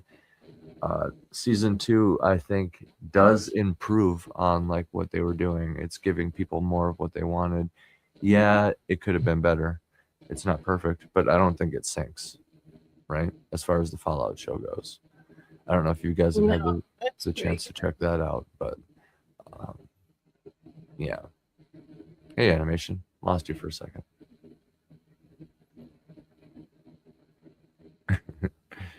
Bill, have you checked out the Fallout show? I have not. I Okay. have not even checked out the games yet. I have the games on my desktop here, unplayed. They are compatible with the show, even though there's some questionable things in the show. I've only seen people playing Fallout 4. I shared the Gindi Star Wars in the Discord, Oh, cool. so you can find it now. I was like, oh, I see. Hold on, Wow, it got late. I'm gonna put up Lamar. I put Booba on. Yeah, I moved on to our bed also. Here's all the characters that Lamar did. Some of them are like, oh yeah, that makes sense. And there's Samurai Jack. Yeah. Who's Lamar? What was his first name? Animation? Phil. Phil Lamar. I was thinking Bob Lamar, but You're thinking of Bob Lazar, Bob Lazar. Yeah, that's why. Yeah. the UFO dude. What do you guys think about them aliens, huh? Damn aliens. By the I way, mean, which aliens are They're we talking sexy about? Are we green talking? booties or gray booties. they're all Are we talking about like Star Trek green-skinned aliens, or are we talking like the bugs from Starship Troopers? We're talking about green and gray, super skinny, giant heads, big ass eyeballs. I think he's more curious all if they have sorts. tits or not, babe. What about the Star Wars ones with the boobs coming out of their head? There you go. Now we're What the talking. I don't That- remember that. they from got Star weird Wars. boobs. You don't? Yeah, with the big, weird boob legs coming out of their head. This is why sets. This is why Star Oh, Wars. that's what you're talking. Oh, the thing. The Okay. Ahsoka aliens. Tails. Yeah. Yeah, those have to be some kind of titties. You missed the Ahsoka Tano comment from earlier, Katie. Uh-oh. Uh-oh. When Let's just say Jared he has was, a type. I saw the Clone Wars and subsequently Ahsoka Hey, I ain't Tano at a judging. I very got a lot of formative type. point of my life. Okay. Yeah. Core memory. Yeah, I grew absolutely. up Core with Teen memory. Titans. I got a type too. Okay. I remember my first. Yeah, it's Starfire, and anyone who says otherwise is wrong. She's just so bubbly. Yeah. Raven's okay, I guess. The one thing that these three shows have in common too is they are all doing correct things. Like, I mean, Primal doesn't have source material, but it's a good showcase of like doing the right thing in that like it's accurate. Because why is it accurate? Because it's an original story. So like that's one way Hollywood could sidestep all this criticism and honestly defacing cultural, loves that we have is just come up with an original story. Because like you could shoehorn all those politics you want in there if you just write the story around it and build the world around it. You know, the fact that they acquire these IPs and then just kind of try to force all these changes is really the only issue people have. Because you have your audience for your political beliefs or whatever, there is an audience for that, which is probably why they, want to do it in the first place. But you know what I mean? Tartakovsky's doing it right. He wrote his own story. He's just doing whatever he wants. And watching it, there's this like sort of freedom in like every scene. It's crazy. You could tell the guy loved animals because like his people are not very detailed. They're exaggerated. They're disproportioned. You know what I mean? And then all of a sudden a bird will land like in the foreground and it's super detailed and beautiful. And it's just like, this guy loves nature. You can just see it in the way he draws everything. It's like endearing. My wife just a few minutes ago was like, I love Primal. My wife. And it's supposed to be this testosterone dude show. And it is. Like, but she's right there like loving the action scene with me. So Yeah, it's good shit. It really is. Someone is following me on X, so I looked up where they live because it says Villa Franca del Panedes or something of the sort. So I just looked it up to see what country it was in, and it says instead of like city or township, it says human settlement in Spain. Okay. what other kind of settlements are there in Spain? Sounds legitimate. Deep One settlement off the coast. Local of Spain. aliens. The lizard people. The lizard people. I know we were talking In about aliens. Smithkin. Aliens are canonical in the world of Fallout. I don't know if you guys knew this. Spaghetti monsters. That's what they got. Oh, you're such a butto. Oh, you're such a good boy. I get your booties. I get your booties. Which means we could see aliens on the Fallout show. Which, if it's in line, I mean, judging by everything we've seen on screen so far, they're Are aliens basically just going to canonical? show us everything that everybody wants to see, and that everybody like, basically all the things. You know, remember what I was saying about successful companies? Or they'll hyper analyze the data, and they will cut out what doesn't work completely. Like I'm talking about surgically excising that shit. That joke didn't land. We're never doing a joke like that again. And a couple people are fired. And then this joke over here kind of landed. Write 3 more of those. You know what I mean? Like that kind of thing. And hire another person that's like doing those jokes. You know, it's in line with that because they'll show us the aliens. It's inevitable because they just went right into New Vegas.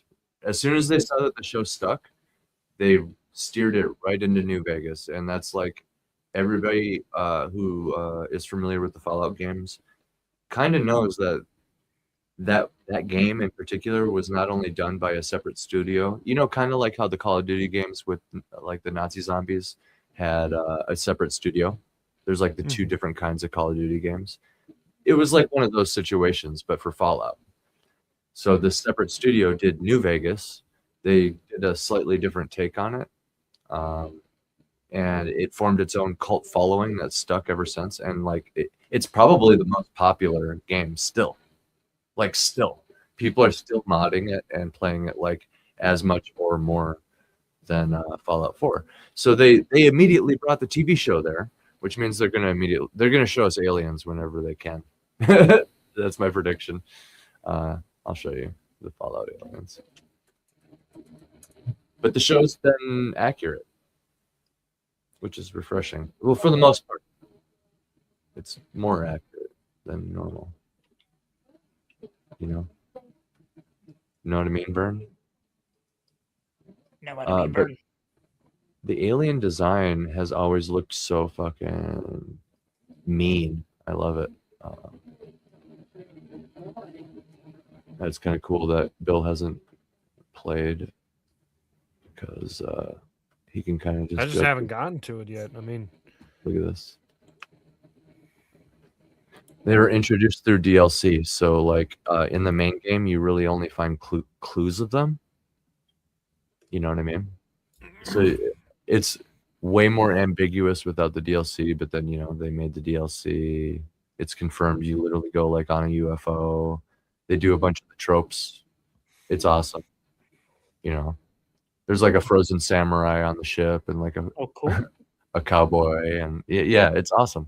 It's really cool. Yeah, they've just been abducting people over the years, and freezing them, and yeah, you can see like the apocalyptic Earth from space on that mission. It's really cool. You get to like shoot the spaceship. It's yeah. So yeah, I'm pretty confident they're gonna show these on screen. Like, especially with some of that lore on the spaceship that I remember from the DLC, and like how detailed it was. Yeah, dude, they got a lot to pull from. It's just something that's always in the background of like the games, But yeah, they went right to New Vegas and started fighting Deathclaws. Oh, I forgot your You're not familiar with Deathclaws, are you, Bill? I have heard the term. It's That is certainly a word that I have heard. They are the Fallout equivalent of, you know how everything has like a dragon? Uh-huh. This is like Fallout's dragon. Or like a demon. You know what I mean? Let's see. You know, pretty straightforward. The lore is it's mutated from iguana DNA. Mm-hmm. Very much, you know, demon. So, you know, it's like the final, you know, Like a max level. Balrog, but not on fire. Yeah, that's a good way to put it. They're fun to fight, you know. They fight exactly how they look, but they immediately went to like the most popular game and started fighting like this is an iconic creature, you know. This is a unique creature to this world. So you could argue like the feral ghouls are basically just zombies, and you could argue a lot of the other stuff is just tropes from other things. But like the Fallout universe made the Deathclaw. This is their thing. This is one of their creatures. You know what I mean? So they went to all the popular shit. It was smart. I don't know. I think they're doing something right. It was worth highlighting. I think it floats. I know it has its criticisms. Like I highlighted a lot of criticisms last season. It's really just choices that they could have done different, you know. And they do have the subplot of the eccentric billionaire genius guy who's trying to put a neural link in everybody's head. So, you know, that's an example of like the choices. But you know, in a vacuum, you look at the story. It's like, yeah, you could. So nothing's like perfect, but like it's refreshing to see things that are actually kind of trying to maintain the integrity of the IP. Mm-hmm. You know what I mean? Instead of just everything being a Frankenstein monster version of itself. New Fallout 76 season is alien theme. Oh my goodness. Did I predict the future, Maji? Well, no, that says Alan themed. So it has something to do with a guy named Alan. Damn. Who's Alan? Alan. My Allens are bad. God damn it, Alan. Right? I'm just thinking of Jurassic Park. Alan. Oh, Deathclaw Wendigo. Yeah. We gotta watch Jurassic Park with Hulu soon. The Jurassic movies? Mm-hmm. Yeah, we can watch them. Well, the first one. First few were pretty good, honestly. That's fine. We can watch them all. Yeah. You just at least gotta watch the first one. What was the first Jurassic movie you guys ever seen? The The first, one. Are you serious? You guys all started with the first one, though? What do you Right. think? First one, I'm pretty sure. Okay. Well, Who drops into a franchise in the middle, AC? Come on. I don't know. Like Some I might remember seeing second one first, but I definitely had seen the first one first. I was right. It's not Alan themed. It's not It's Alan. It's oh damn it! It's Alan. It's Alan themed. It's Alan. It's AI Lynn. There you go. Dang it! I missed. But here's the sad thing. I also didn't catch it the second time. I just saw Alien both times. Alien.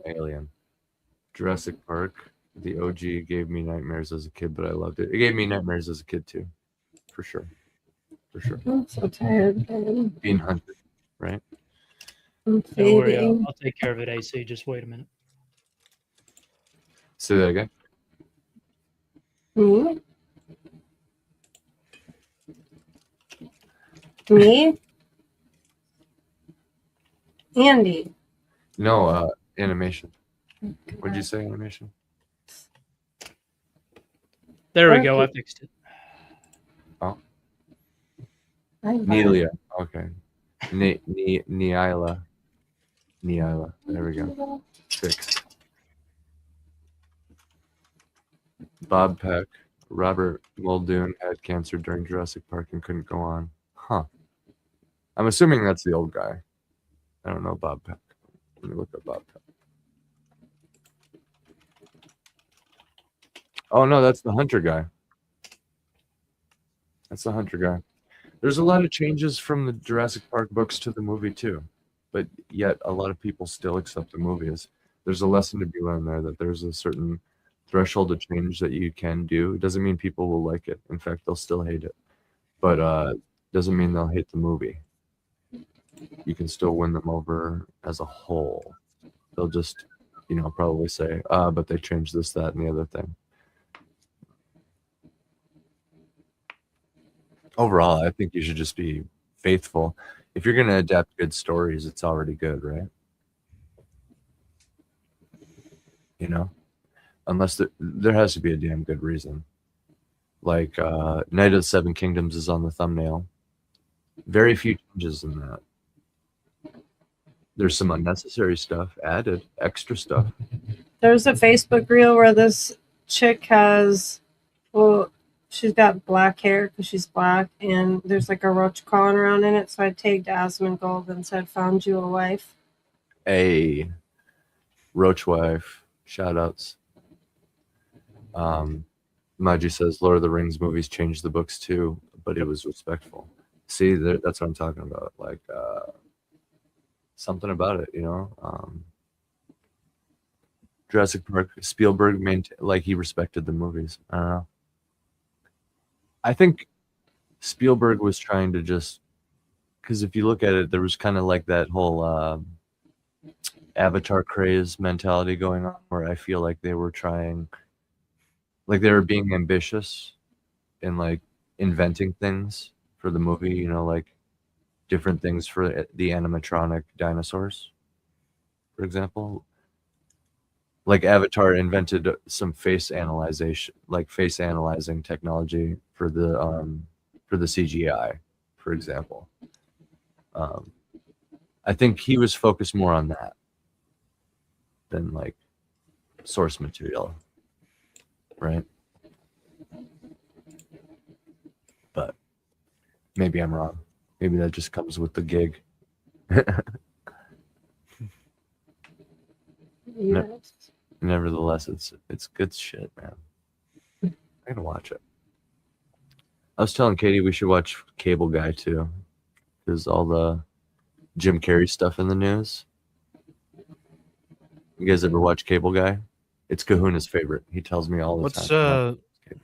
What Jim Carrey stuff is in the news? Oh, just he's a clone. He accepted an award. His clone accepted an award. His body double, something along those lines. And like the real Jim Carrey still hasn't come out and said anything yet. Something along those lines. I'll tell you what, if Jim Carrey was in Gemini Man, that would be a very fun movie. He's left-handed, but he's been signing with his right hand. Yep, and then some guy claimed to be him, but that was already debunked. Yep. So it's supposedly still Jim Carrey, but he's just being a fucking retard. Mm-hmm. Maybe his eyes he's are slightly just different colors. insane. Yeah. Well, hazel eyes change colors. You know that because yours do. Yeah. But yeah, it's nevertheless, it could be a reptilian. It could be Jimbo. It could be this Jack Carey character that they're trying to convince us. But 4 years ago, look at us all naked. Look at that. Uh-huh. Oh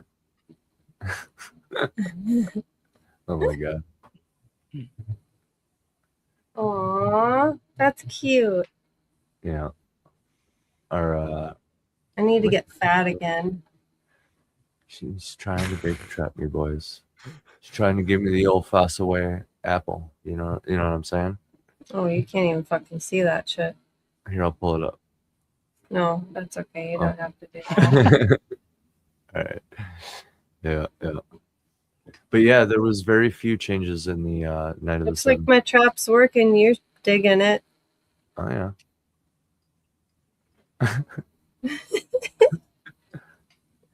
You need the Star Wars clip. Yeah. The truck. Oh.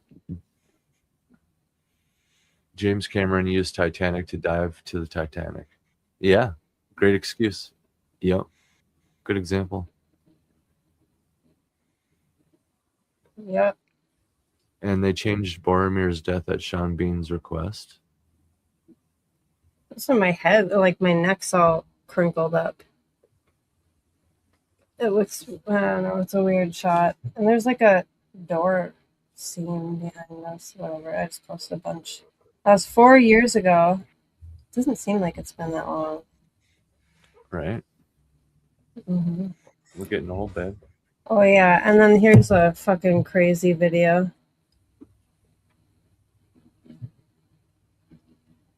Oh, is that the yeah. Is it playing when it comes out like a freaking alien? Just did it. Dude, no one, people, there's so much shit about pregnancy people don't talk about. Like all these weird little things that you never hear, like how if you eat something really oily or greasy, you know how you have to keep like swallowing because it feels like there's shit stuck in your throat? It was like that constantly the whole time. And no one tells you that, like, oh yeah, you get it, your baby's moving around and poking out in your stomach, but not on your side, like poking out of your side. It's freaking weird, dude. And I got it might have been because of my AVM shit, but I got really bad Braxton Hicks, so like early contractions when you're not in labor, like false labor.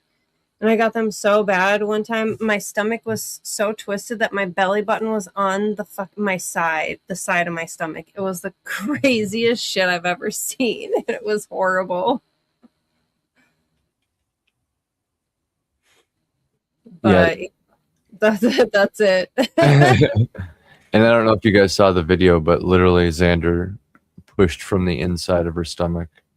And there was literally a big whoop moment where it's just like Alien versus Predator shit, you know? Yeah, when I would splash water on my belly, he either loved it or hated it, but he would like stand up in there. So like half of my stomach would go back to flat and the other side would just like he was standing up in there. It was wild. Kicking his legs out. I don't know. Yeah. You could somehow feel the water when you splashed it on your belly.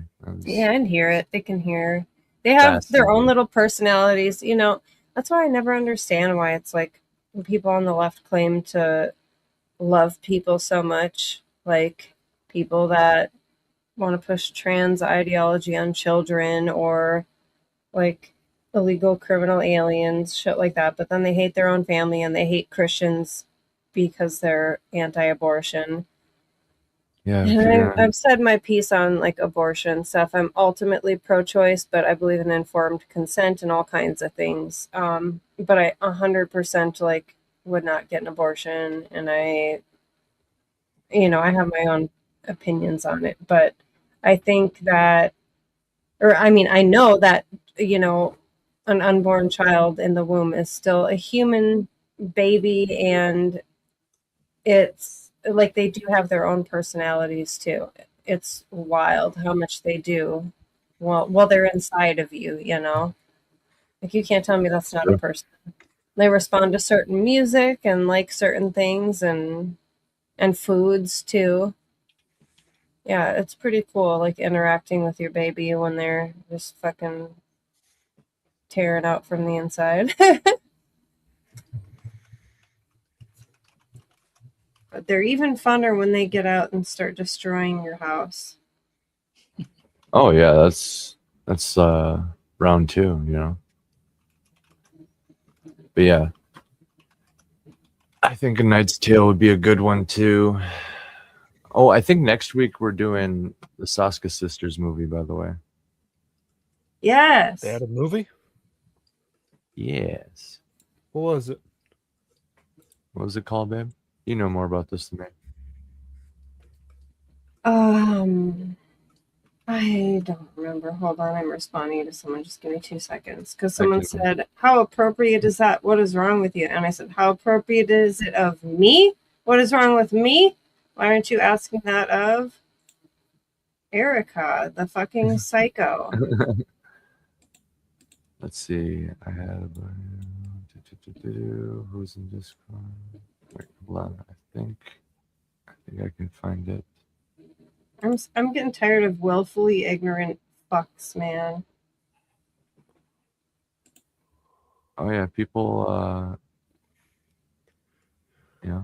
Wow, that is definitely a title. Oh, American Mary. That's what it's called. Yeah, American Mary. Sorry, I was. Okay, so it looks like they have another movie called Dead Hooker in the Trunk. Okay. Or no, Dead Hooker in a Trunk. Okay, I'm about it. But American Mary, you say? We should just do. Oh, we should do a double feature. Oh, because they're twins. Yeah. they're Oh sisters? yeah. What next That's week? Yeah, hilarious. totally. Yeah. That's hilarious. Next Is week. American Mary the dead hooker in the trunk? then? Andy. Yeah, Okay. next week. Yes, double feature. Okay. Next. All right. What time do you got to head out, Bill? We could probably wrap up whenever you got to go. Like, honestly, right now it's getting close to 10:30 where I'm at. Oh I like to get some reading in before I go to bed.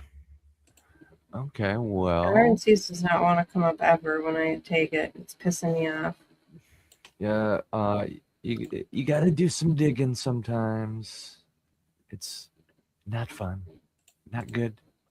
What the fuck is it? What are you looking for? Our fucking Iron Seas Twitter. It's Sea's Iron Podcast. That's what I Yeah, fucking did, and it's still not coming up. Here, give me a second because I just went through Jeez. what you're going through there. Ridiculous. Why does it do this shit? earlier. Right. Hold on. I will drop a link to it in the private chat for you. If you can see the Oh yeah. private chat, you should be able to.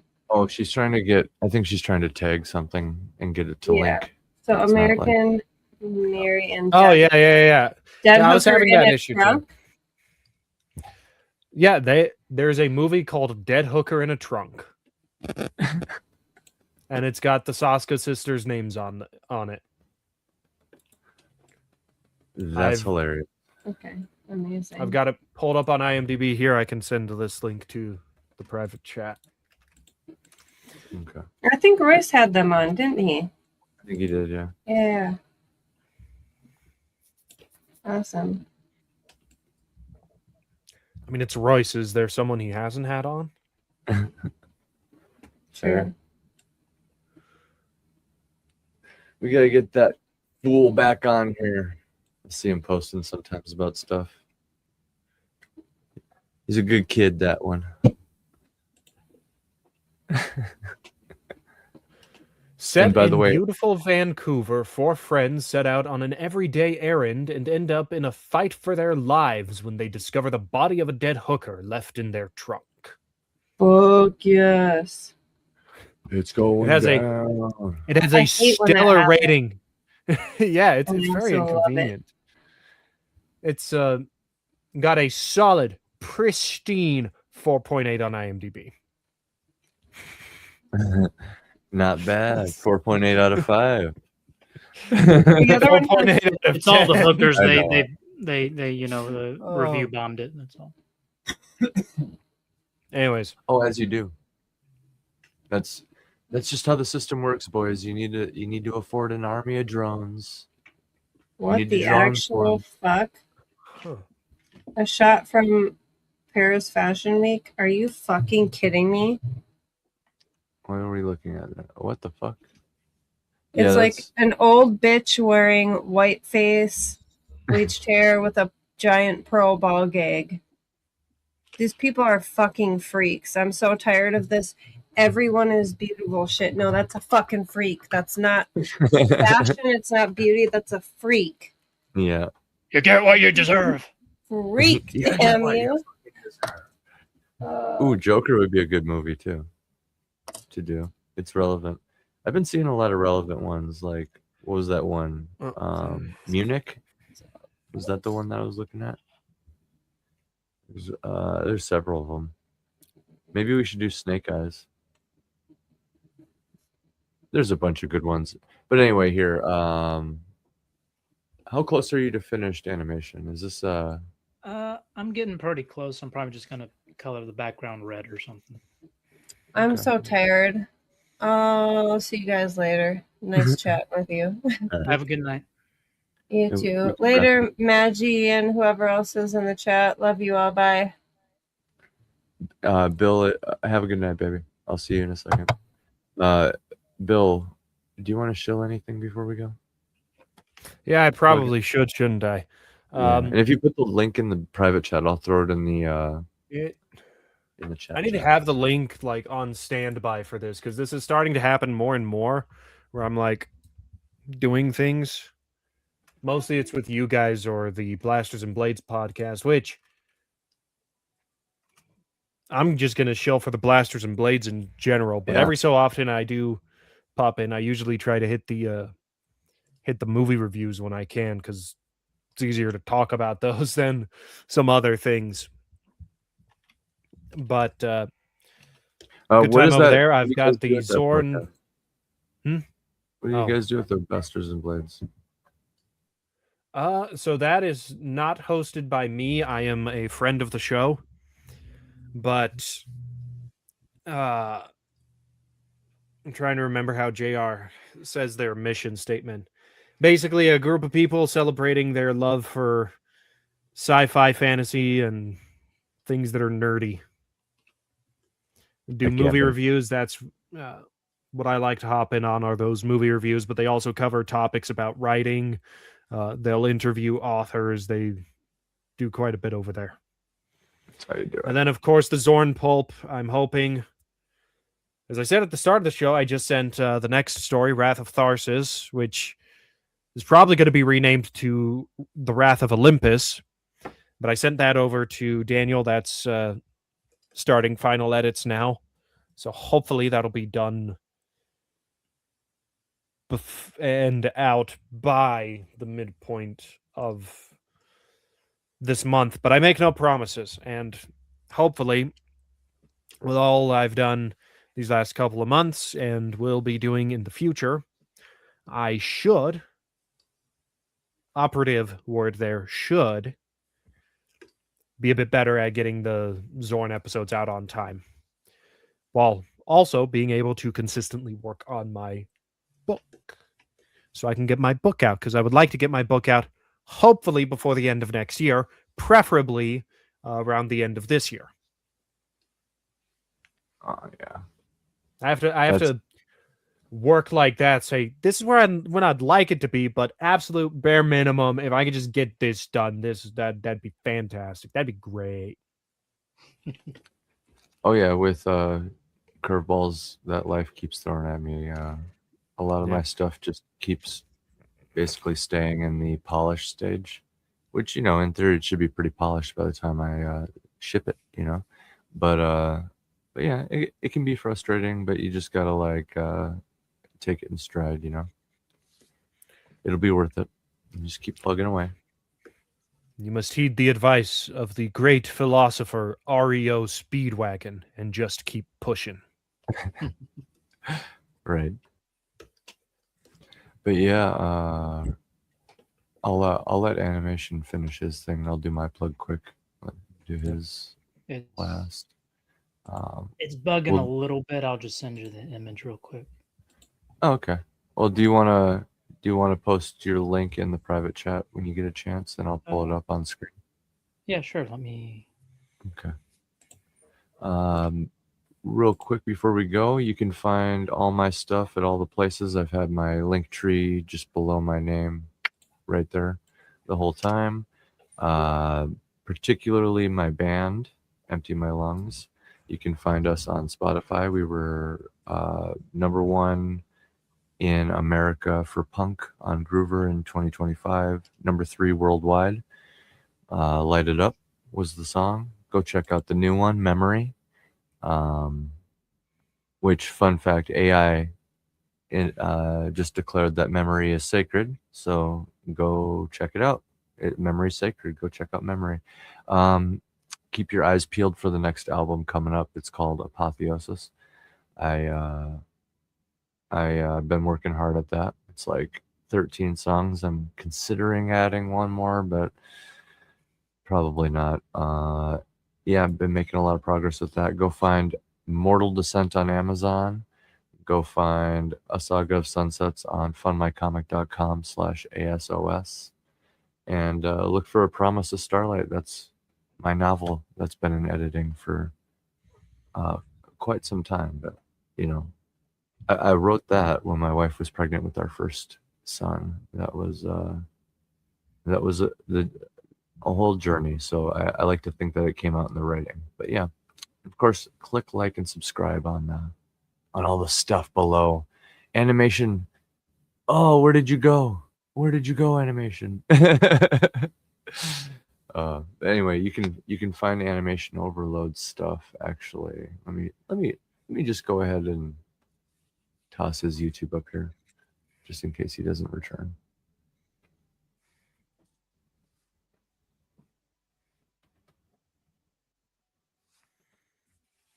Yeah, you said you were gonna put Zorn into like an omnibus book, right?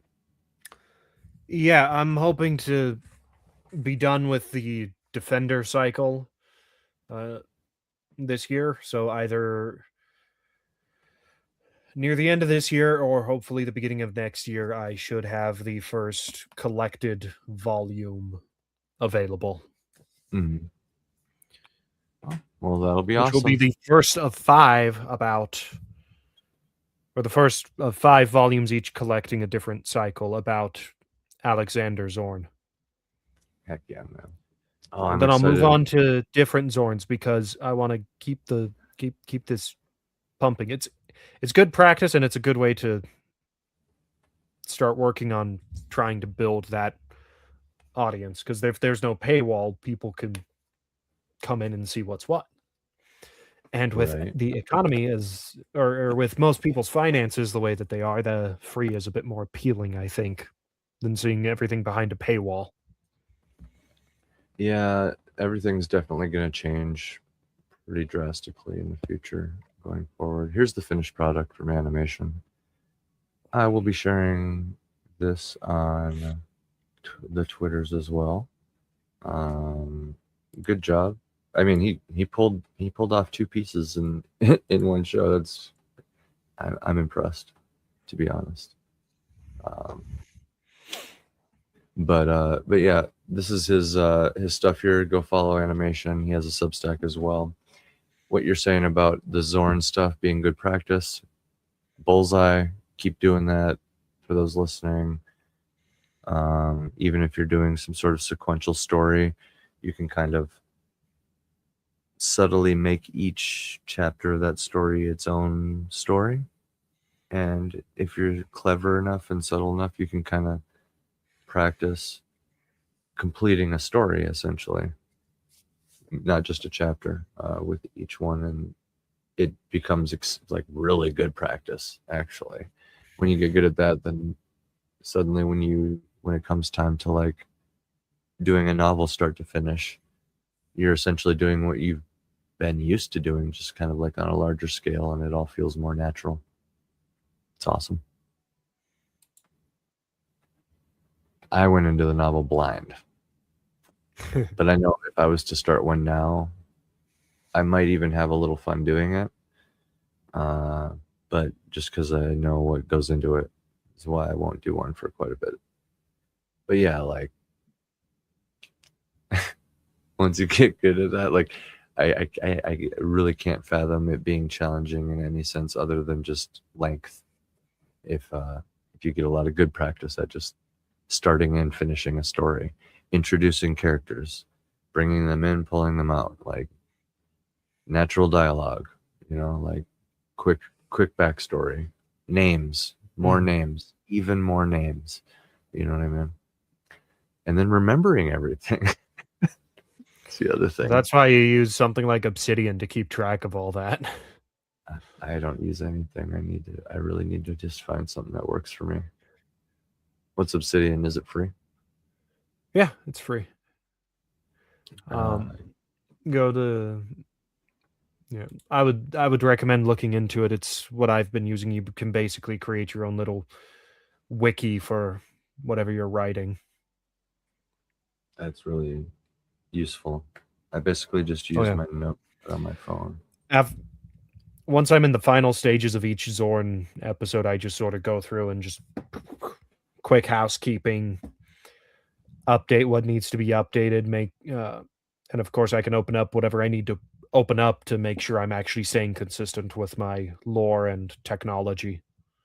Mm-hmm. Which is why I asked the question before the show about that one issue I thought may have cropped up. I'm not going to get into it because it gives spoilers for The Wrath of Tharsis. Right. And I don't want to spoil that because it was delightful writing that. Mm-hmm. And if Kahuna was still with us, he'd probably say something about me being sick or sadistic. I'm sure.